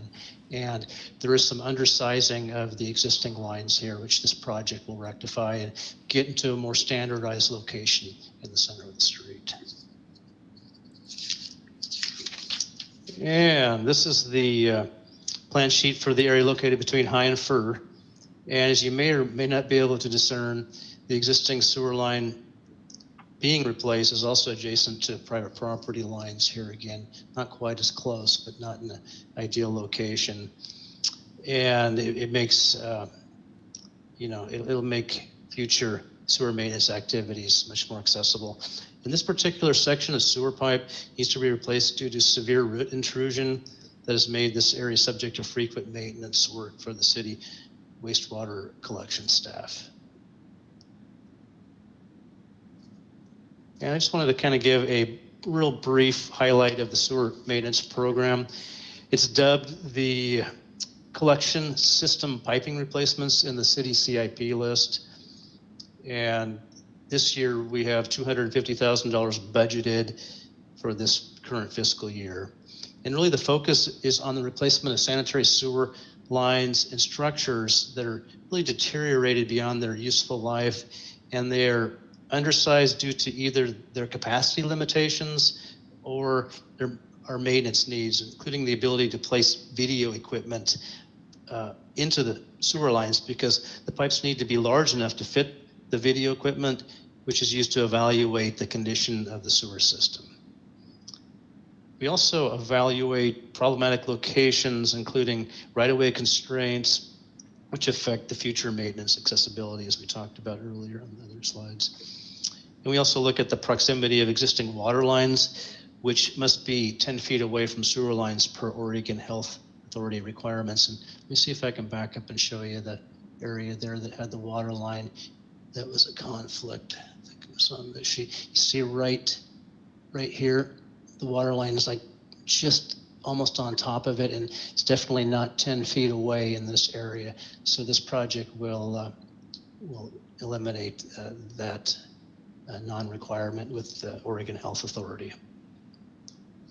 We also try to focus on, I mean, the main thing, we get the list from our sewer crews, but they create this hot list of areas that they have to work with, and we want to meet their needs, because they're the ones out there. They know where the trouble areas are. So we get a list of prioritized locations from them, and then they help us to prioritize which ones they're 1, 2, 3, 4, and this one rose to the top of the list.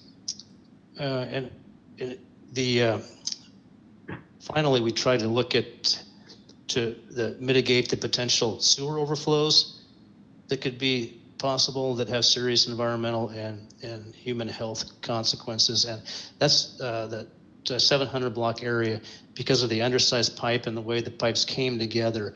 That was an area where they had some backups, and city crews had to come out frequently to remedy that. And so again, this year's candidates are the 2 sections of sanitary sewer lines within 6th Street, as you saw, and they are high maintenance areas for the city sewer staff due to root issues, capacity problems, undersized lines, and problematic locations in terms of proximity to private property and or existing water lines. I have a question, Eric. Oh, yeah, perfect. You're on cue, Councilor Carney. Questions. As you're probably aware, the legislature is currently having an open debate regarding the whole idea of promoting serious infill within cities like our own.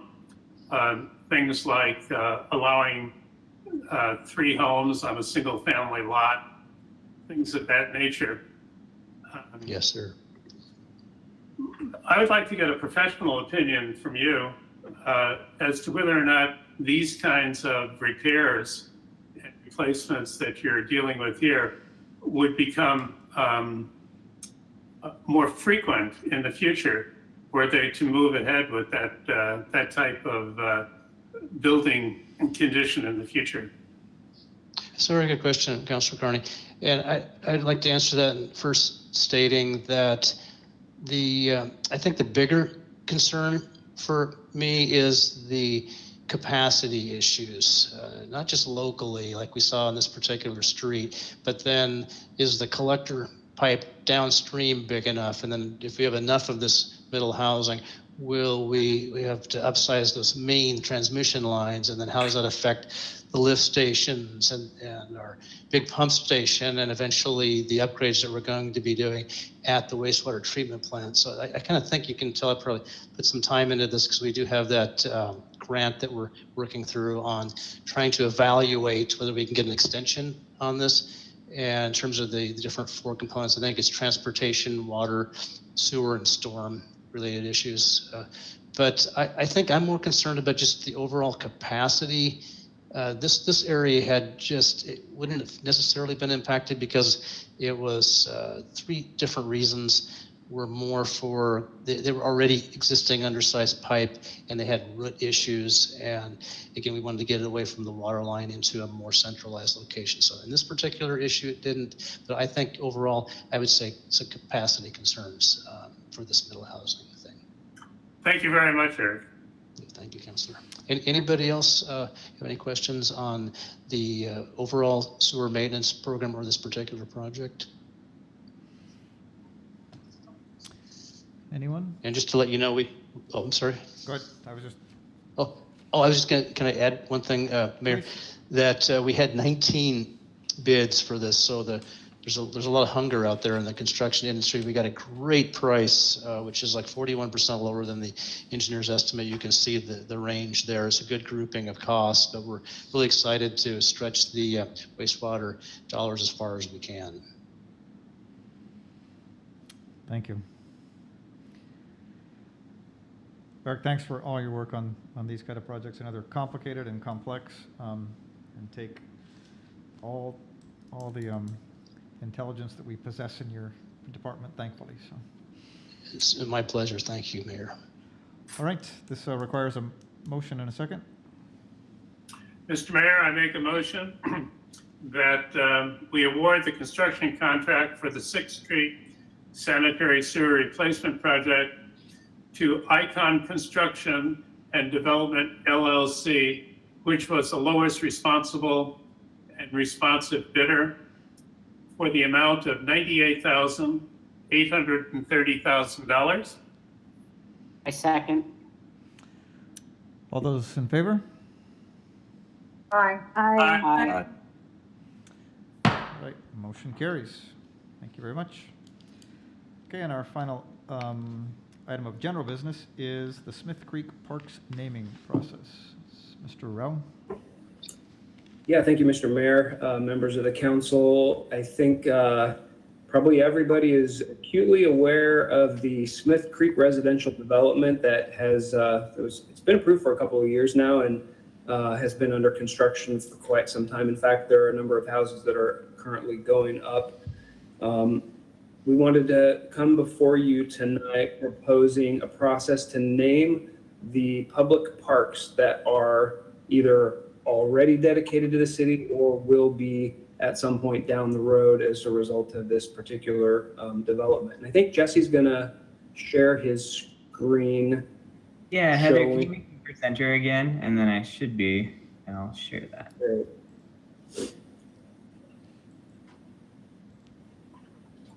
So this development in particular is roughly 150 acres in size, and a majority of the development was completed through the city's PUD or planned use development process. And that's a process by which the developer and the city perform a negotiation. The developer generally requires smaller lot sizes so they can build more houses in the development, and in exchange, the city requires the developer to dedicate a greater share of open space than would ordinarily be required for a traditional development. We went through a lengthy negotiation with the developers and came to an agreement about which of the parcels or the open space parcels the city would agree to accept as public parks, and which we felt were probably not necessarily large enough and well developed enough to serve the greater public interest, and so those will be retained by the homeowners association. So just to kind of get the sense of the properties here, the light green property that connects to Settlemyre Avenue, kind of where Jesse's drawn with his mouse, there you go. That is city-owned property that's been in the city's ownership for quite some time. It's actually been developed into a regional stormwater facility. If you've been out there recently, you've probably noticed that. So we asked the developer to construct the southwest tributary of the Mill Creek Greenway Trail across the city's property there, continuing to the west and then down through the southwest, essentially pretty much all the way over to Stubb Road. Kind of like where Jesse is showing you now. So where he ended is kind of really at the end of the property that's already been dedicated to the city. So the dark green property where his mouse is now is New Park property that's now in the city's ownership. And properties to the southwest of there in dark green are properties that are going to come into city ownership as future phases of the Smith Creek development are completed. Within the parcel that he first drew a circle around, if you've been out there, you've probably noticed that not only do we have a greenway trail with those related facilities, but we also have kind of an urban plaza. Could you maybe point to that one?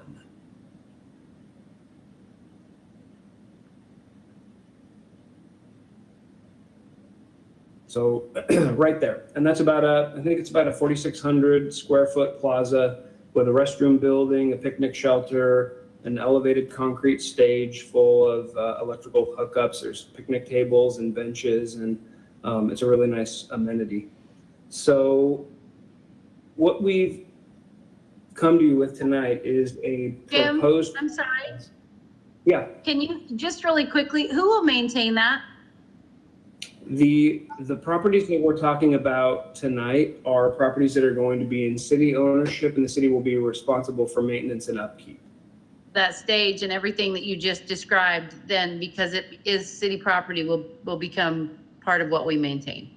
That is correct. And so that's kind of one of the decision points that we go through with the developer when we're deciding which open space parcels make sense to remain in public ownership and control and which ones don't. The ones that seem to be smaller and that provide recreational opportunities primarily to the residents that live in that immediate neighborhood, we feel should be the responsibility of that very local homeowners association to maintain. The parcels that we feel like serve the greater public interest, especially those along the regional Mill Creek Greenway Trail, we've decided those probably belong in public ownership because those serve probably the greater Woodburn community. So it's those dark green parcels that Jesse drew circles around earlier, plus that light green parcel that the city already owned. And then there's one more just to the north. Jesse, do you want to hit that one where we've got a nice oak tree that's pre-existing on that site? That particular parcel will be in city ownership as well as that next phase of development is completed. So since there are a number of different parcels, we haven't really even decided how to parcel them out in terms of, this is Park A, this is Park B, this is Park C. Should the plaza have a different name than the park that it sits in? What should those names be? We thought that this was really a good opportunity to come before you with a process to determine what those park names should be. We haven't gone through this process in quite some time. We've got a unique opportunity now, and we actually will have further opportunities down the road. Some of you may remember the Boone's Crossing development, which is off of South Boone's Ferry Road, just on the east side of the road at the south end of the city's city limits. We have a 3-acre undeveloped parcel there that will be a developed park at some point in the future. And then up at North Boone's Ferry Park, we're working with a developer on some proposed plans to complete a residential development that may end up in the dedication of public parkland as well. So I think there will be a number of opportunities down the road for the city to acquire new parkland and go through a naming process. So we considered whether it made sense to create an actual park naming policy. But since this is the first time we've gone through this process in some time, we decided that a process specific to Smith Creek probably made the most sense for now.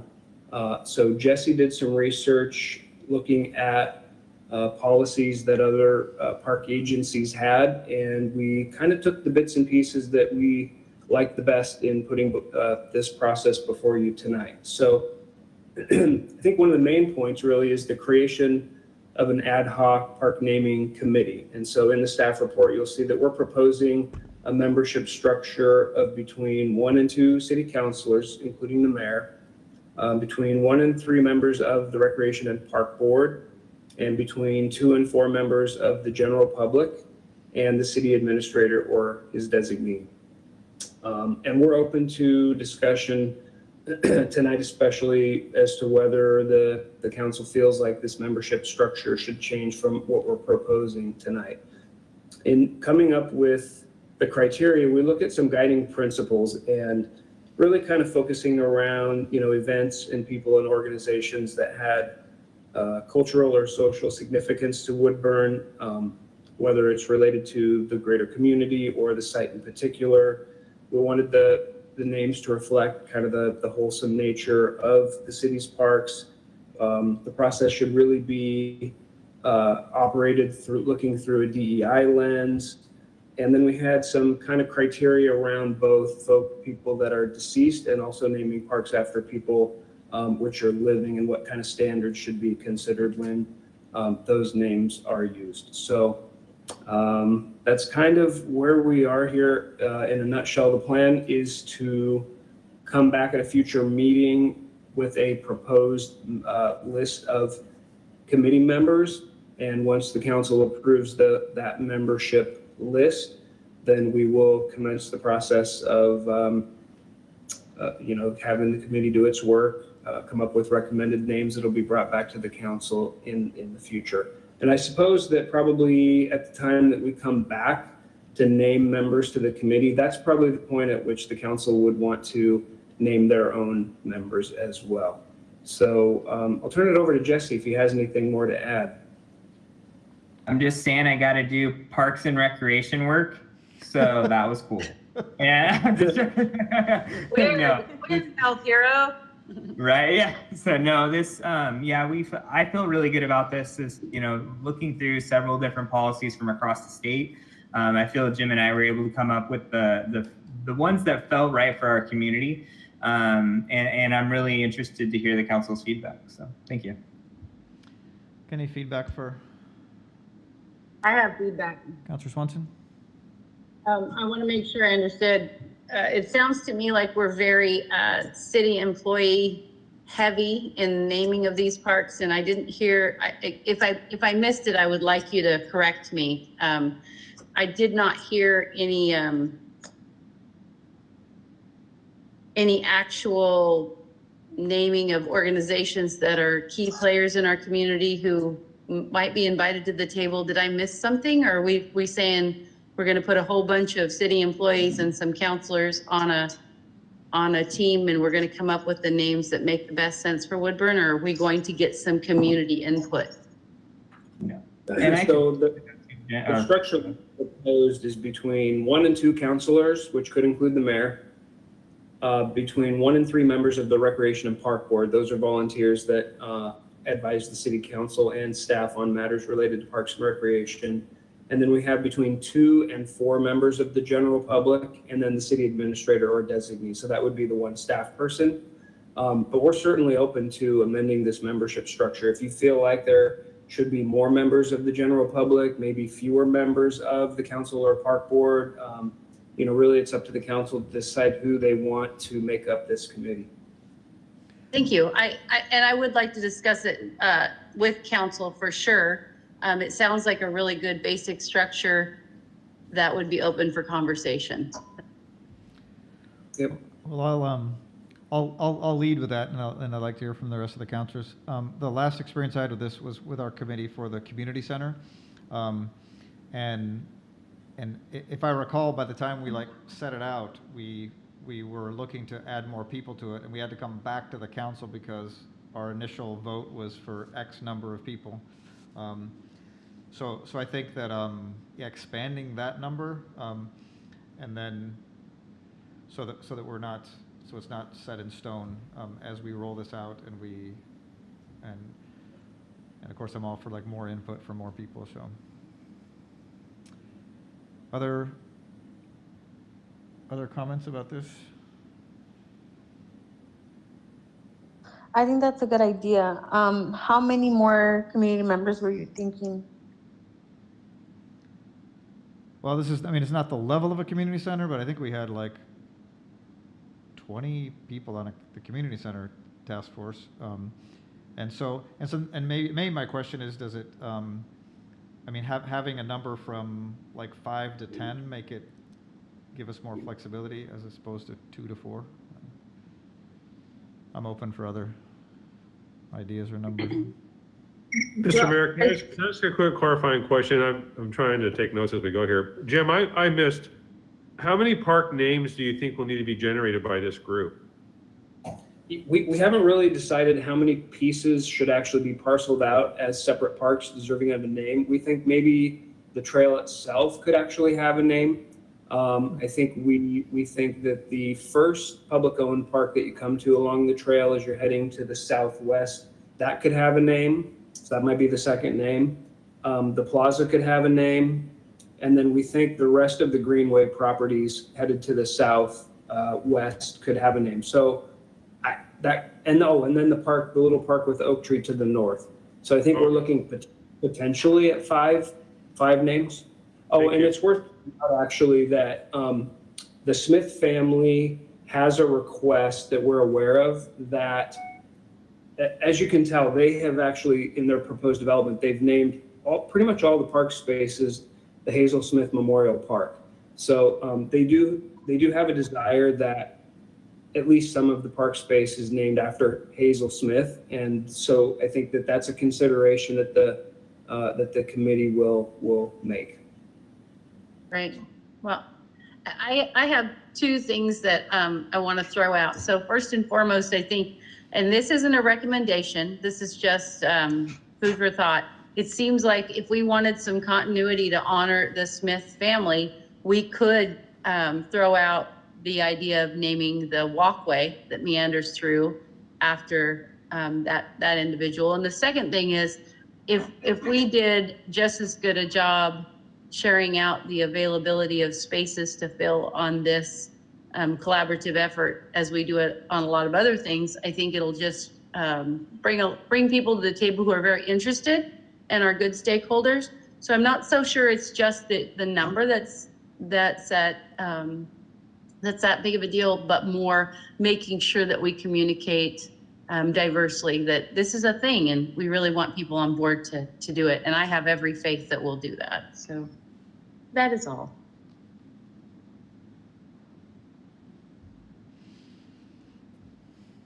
Any other input? Yeah, I have a comment. Whether or not I'm on the committee is of no big consequence at this point. because my family name is already on one of the streets. Hoorah. But this land, Woodburn, before everything was Native American land, and I think we overlook that a lot, and the history is not being taught in schools about the Kalapuya, the Moalas, all the Indian Native American people that were living here in the French Prairie area before anything happened. We're so caught up in what here and now, but historically, legacy, I'd really like to see that being acknowledged somehow, somewhere, someday in this area. Because, you know, the kids, when I teach in schools, they're pretty much clueless about the existence of French Prairie, Hudson Bay Company, Native American tribes, all that history to Shampooey. It's very significant in my world, but it gets overlooked a lot. And that's all. Thank you.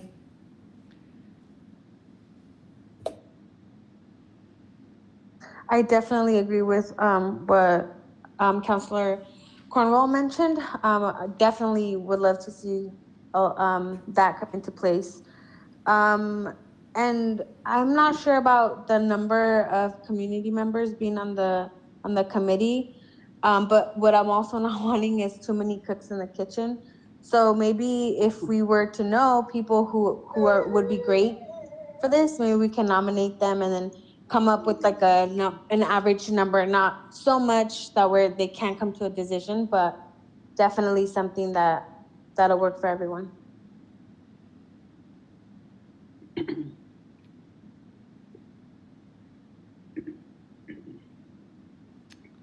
All right, other comments? Councilor Shub? Thank you. I like the matrix that Jesse and Jim came up with as far as the number of people on the committee. We can always add more, but at least if we could start out with that sounds good. I also appreciate what Councilor Cornwell said about recognizing our history and making sure that that's part of it.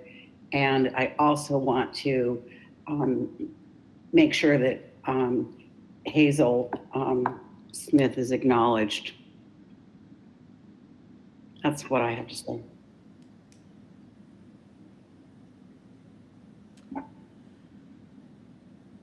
Right, well, I would want to agree with all those sentiments. Hazel Smith lived in Country Meadows just down the hall from my dad in his last years as well. And yeah, that history is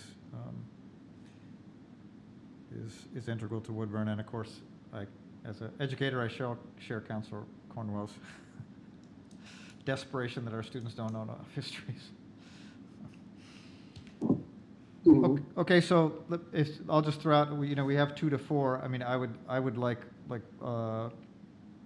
some more flexibility, so we wouldn't have to come back to the council if we decided there was like a 5th person or like another group to be represented. So, I mean, I'd rather see like a 4 to 8 to give us that flexibility, and then we have, if 4s works, then great. If we need 6, like that's.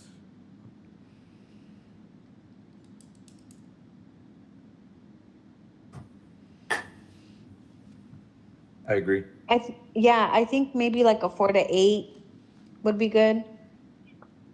Sorry, Councilor Puente, I didn't mean to cut you off. Oh, you're good. All I said was I agree. 4 to 8 is good. Sound good? Others? Objections? Additions? Subtractions? Oh, I agree, Mayor. I think the proposal, the bare bones that Jim set out is great. I do like the caveat to appoint additional, let's say we just change the language or whatever to say appoint an additional 4 community members as determined by the committee, and just leave it open a little bit. Okay, well, doing 4 to 8 would allow us, once we've had this, like I had mentioned before, like once this numbers, we vote on it, then like so that would give us that flexibility. Okay.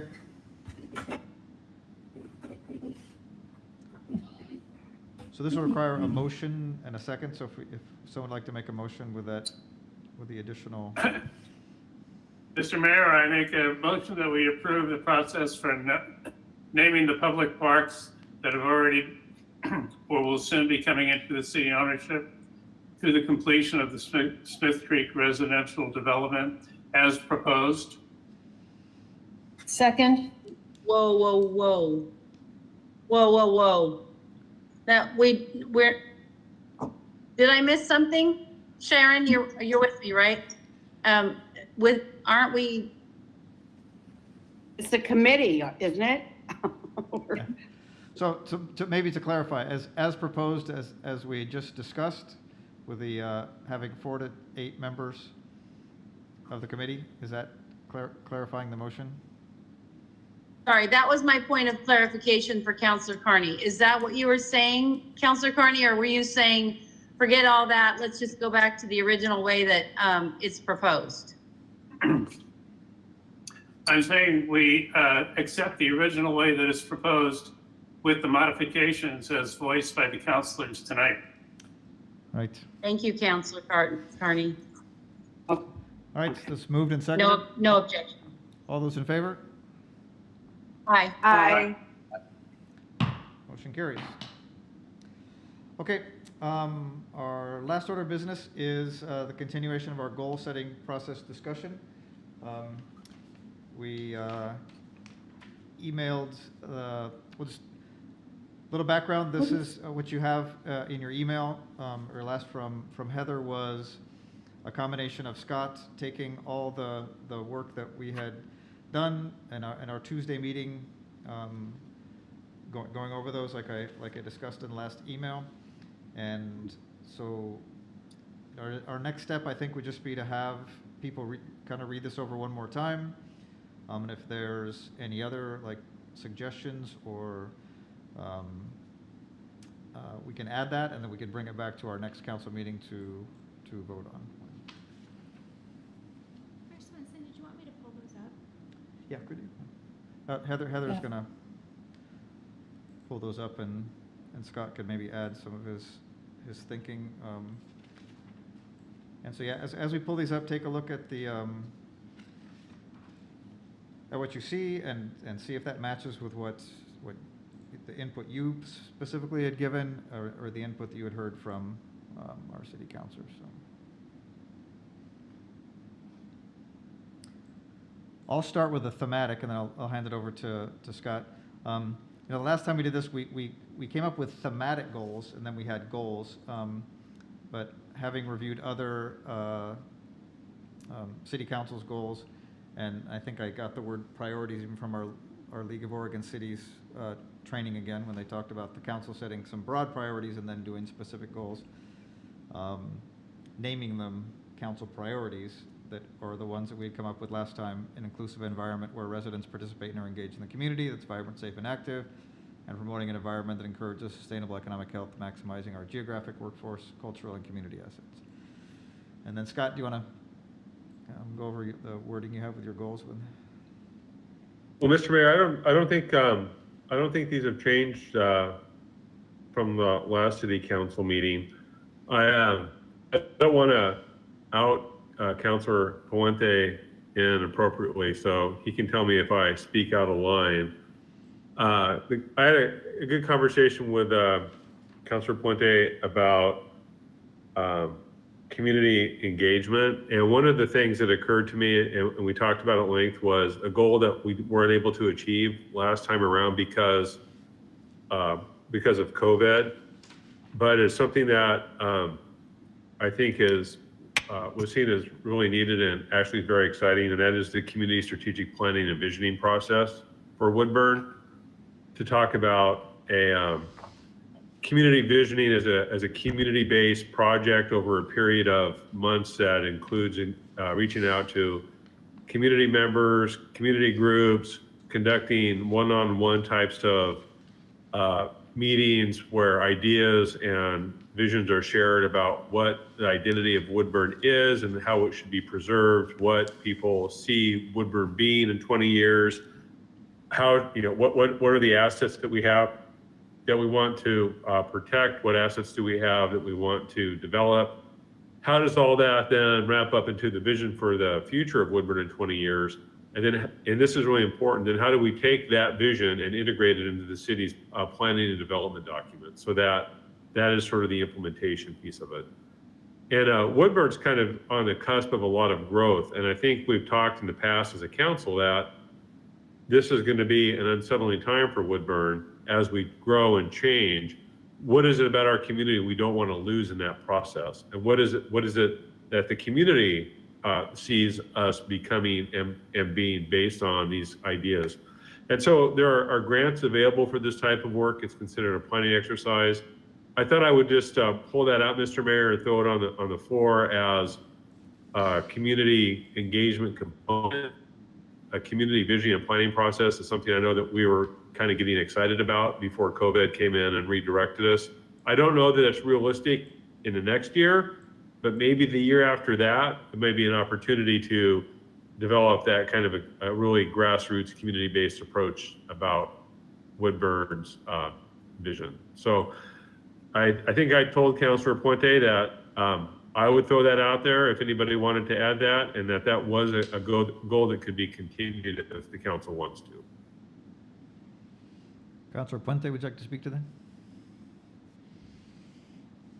Well, no, yeah, no, I totally agree with Scott, and I think that's really looking big picture, moving Woodburn forward. I think that's going to be the key, is really the engagement of our community, because I mean that's who we're here to serve. So just partnering with the city, with our constituents, and moving our city forward, looking long-term wise, what does Woodburn look like in 20 years? I think it's going to be really what we're doing now, and just plan for it. So I totally agree with what Scott's saying, is investing hopefully in that, and finding a way to really make let that grow somehow. But coming together, all of us as a council, and just letting our constituents know that, hey, we're here for them, and letting their voices be heard. So. And Mr. Mayor, if I might just add to that too. Sometimes we pick goals strategically because we know that funding agencies will give the city an edge in consideration for funding allocations if they know that the governing body, like the city council, wants to do this and has identified it as a priority for the organization over communities that maybe have not. So we try to be strategic in identifying these things when we know that there's funding sources out there as part of our strategy to bring these dollars home. Continuation of that goal, even if we're able to actually implement it, but it might give us an advantage in terms of funding that kind of a project if the council identifies it as a priority. Okay, thank you. So I do want to point out. I'd like to say something. Go ahead, Councilor Schaub. Thank you. I really think it's important that we have like a joint, I call it a training or whatever, with our staff, because just looking at what our staff has accomplished and the recognition that our county and state has given to our staff members, and the fact that they're out in the public, they know what's going on. I think it would be wonderful if the council could meet with, like I say, staff.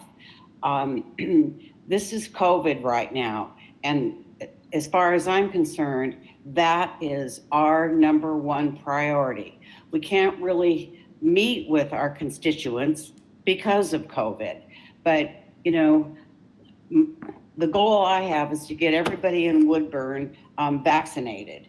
And so we can get with our constituents and get community feedback and find out what they want. But right now, like I say, meeting with our staff, finding out where they are, what's available, what grants are available.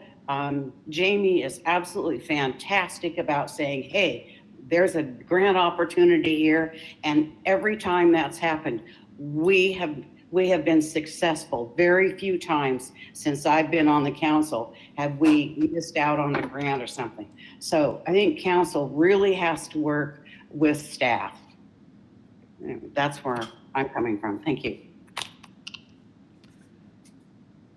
Okay, and then I want to just draw your attention to goal, under the COVID recovery goal number 4. And this was, I thought I'd emailed this out earlier, but so I'm going to ask Councilor Swanson to see if this is, you had brought this point up, and I was trying to put some words in there, so so I want to especially have Scott take a look at this. But number 4, reviewing how this pandemic has affected the way we worked and delivered services, and what our organization has learned and how that's going to change the way we do things in the future. So Councilor Swanson, is that kind of what you were? It's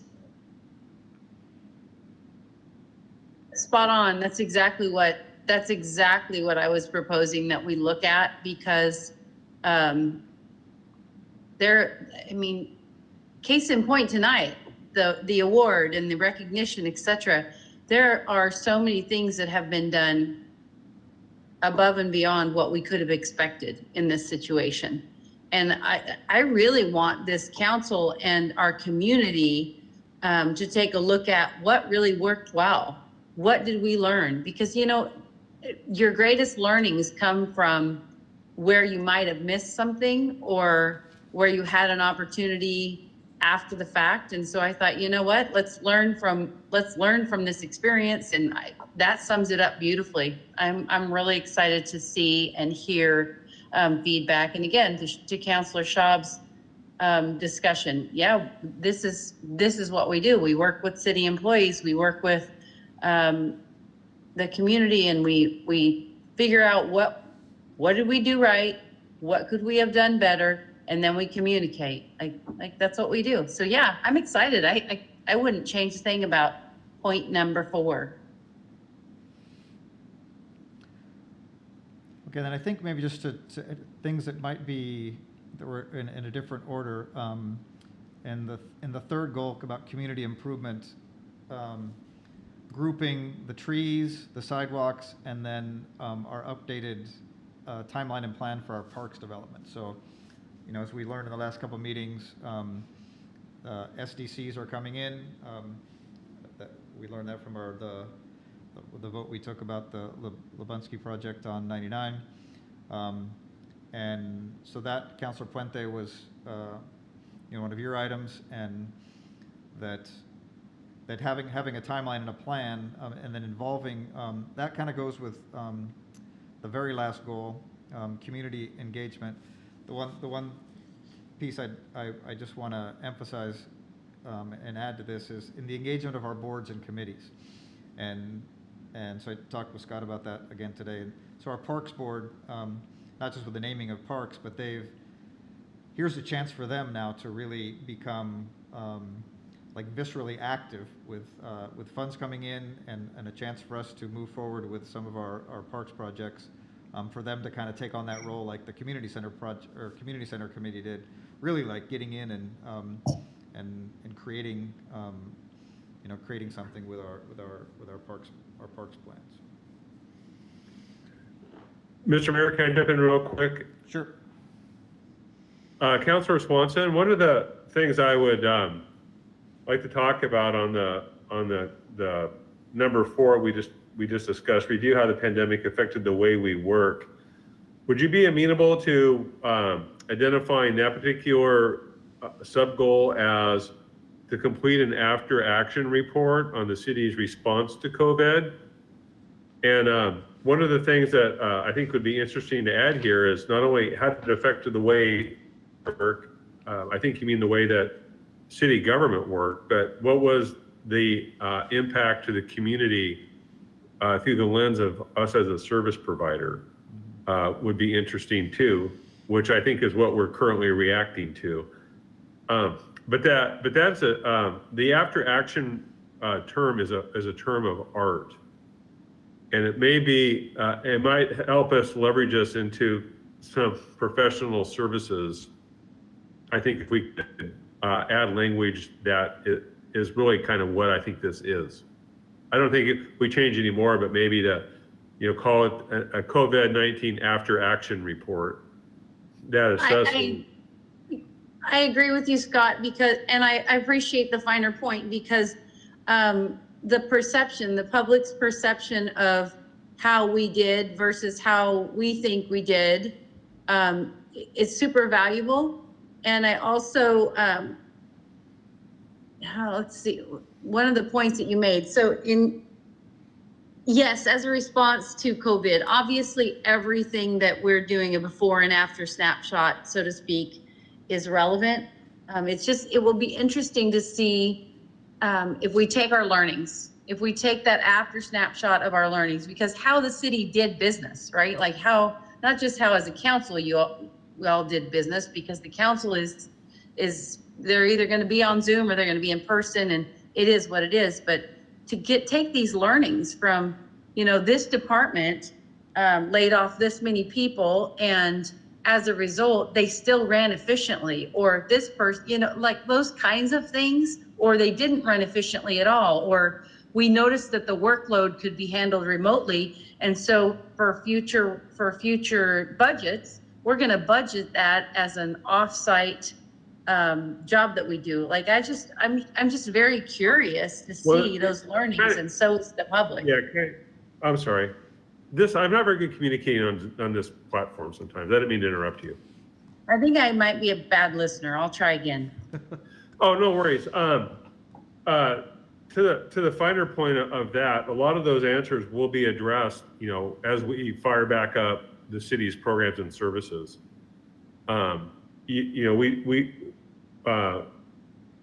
would say that we're not running like Parks and Recs efficiently because we're not running Parks and Recs programs at all. So I think the issue here about learning, I would say is the biggest lesson we're going to take away from this is learning to communicate, more effectively and in deeper aspects amongst the various cultures in our community in a way that we didn't have before. We've built new inroads there. And I think, for example, that is kind of a good thing to have an analysis on. In terms of what the budget impacts are going to be, we're going to go through that from a budget perspective, right? So a lot of the things that, as you just described it, I think are things that will happen whether this is here or not, right? But what would be interesting, I think, and I think you're getting at this, and I just want to, try to make sure we have an understanding of we're talking about the same thing. But what was the impact in the community, which there's been a deep impact from schools and business community for sure, and social service and recreational programming. But what did we learn as an organization in terms of our ability to address what has been a slow unfolding crisis? And these lessons about communication and understanding cultural differences in times of emergency, and that I think is really, really valuable. But these other things about how the city is going to restore services has already been identified as part of the COVID recovery. Are we going to have a Parks and Rec plan programming? Will we open the aquatic center? Will the library restore services? These are going to be all things that are going to include the city council in one capacity or another.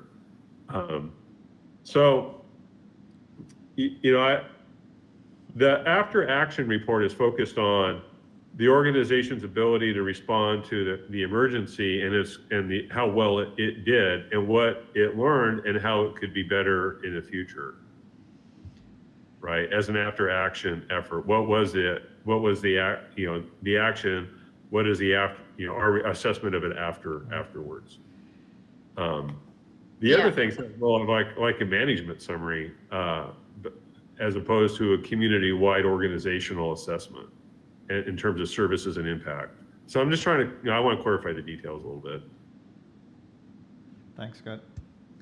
I think someone else?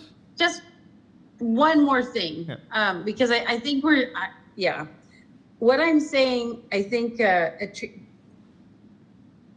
is more about what what his goal is, right? Like, it's one thing for us to internally address these issues and run them through the microscope and turn them into a budget line item that city employees and city folk, like, administratively understand.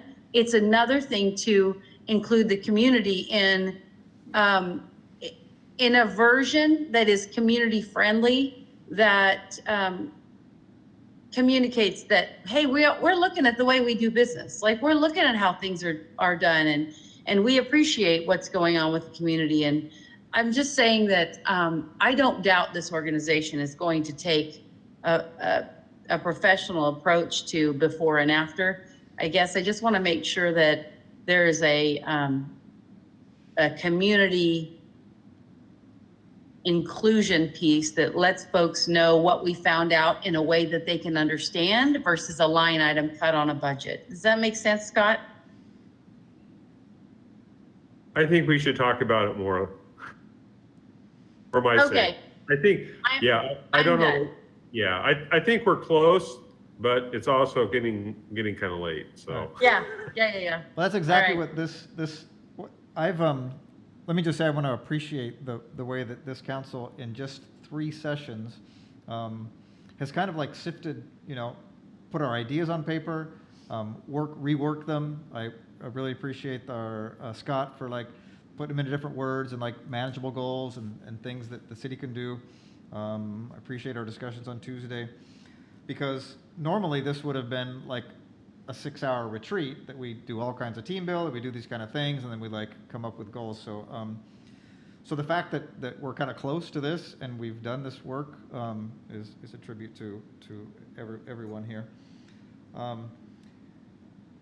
also, I want to add the as I'm reading this, like thinking, sitting here thinking, in the second goal about public safety and the emergency preparedness and completing a joint, city council staff emergency management training might also have that same theme, and maybe Scott, an after action as well.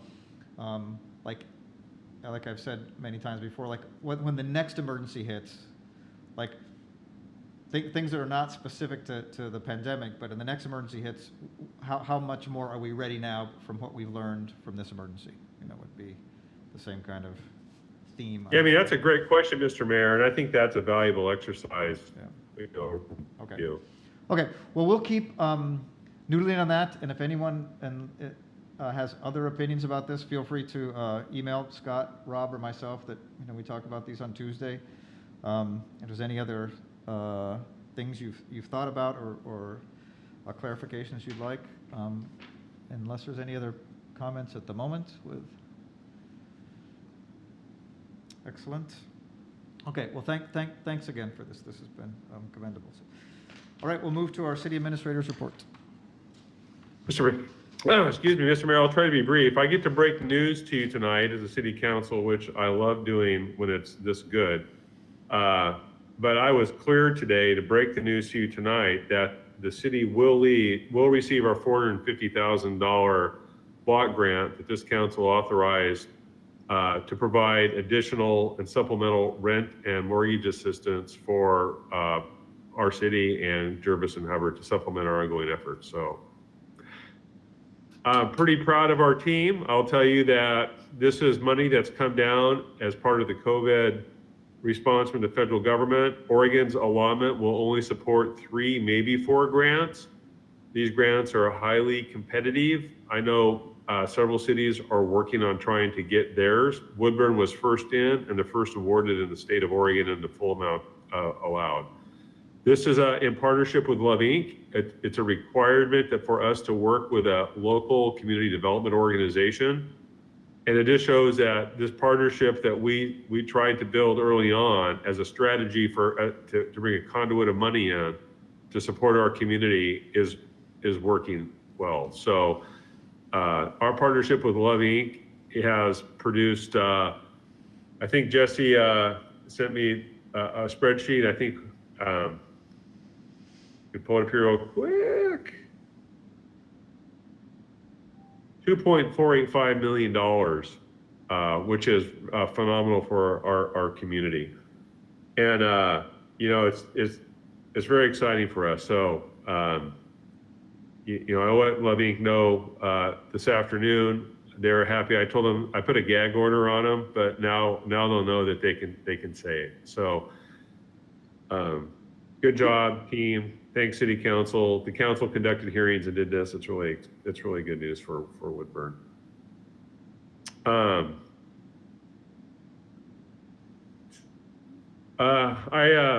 I see that we're going to be having some very cold weather forecasted in the upcoming days. I reached out to our partner Love Inc. and was able to communicate with them about a warming shelter, and they were able to confirm with me this afternoon that they're working on their 99 building as being a warming shelter for community members to have access to one these upcoming cold nights, especially if it gets as cold as they predict. I know that there's been some concerns about being able to access sites on that.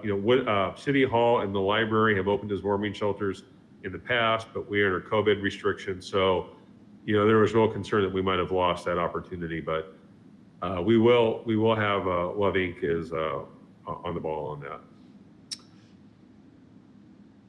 And Mr. Mayor, I think that's all I have. Okay. All right. Do we have any council reports? Our council reports were longer when we could go talk to people because we went to things and did things. But anyone like to share? I'd like to say something. Councilor Cornwell? Yes. I got my microphone to work. I'm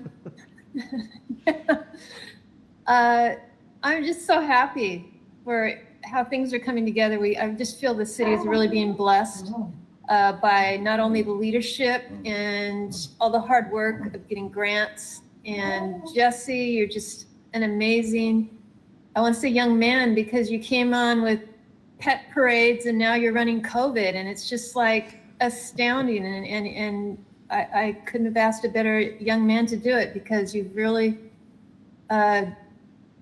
you're just astounding. I'm so glad that Scott found you, and we found you, and you're working for us. Again, we have to look forward to Chief Ferraris leaving, and it makes me a little tentative, but hopefully it'll just continue with more blessings for our city. And beyond that, everybody stay warm. Yep. I got to pedal harder. Yep. Thank you.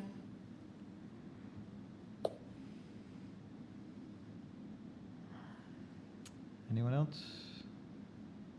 Well, I don't know whose ward the young lady, Miss Nava, is in, but I would like to just shout out to her for attending this council session and for her great performance, her delivery of what she had to say. Thank you, young lady. That was outstanding. If you're the hope for our future, then my hope is well placed in you.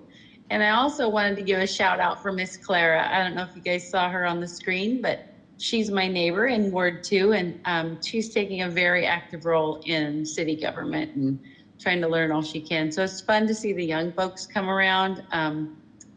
Again, that's just exciting to me. So that's all the councilor news from Ward 2 that I have. I'm pleased to hear Mary Beth Cornwell's voice again.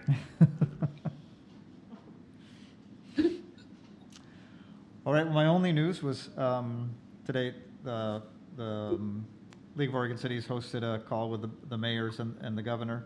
But I have nothing else to report from that because Jesse already had that report in his hand and prepared for you. So basically what the governor said, she'd already told Jesse. So.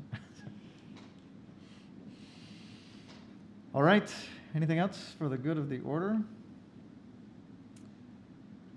Okay, well, we will re-emerge here in 2 weeks and entertain a motion to adjourn the meeting. So moved. Second. All those in favor? Aye. Aye, aye, aye, aye, aye. Motion carries. Good night, everybody. Thank Good you, night. Heather Pearson. You're amazing. Just gonna She shout is. that out. Thank you. Yes. Have a good night. Good Good night. night. Night. This conference is no longer being recorded.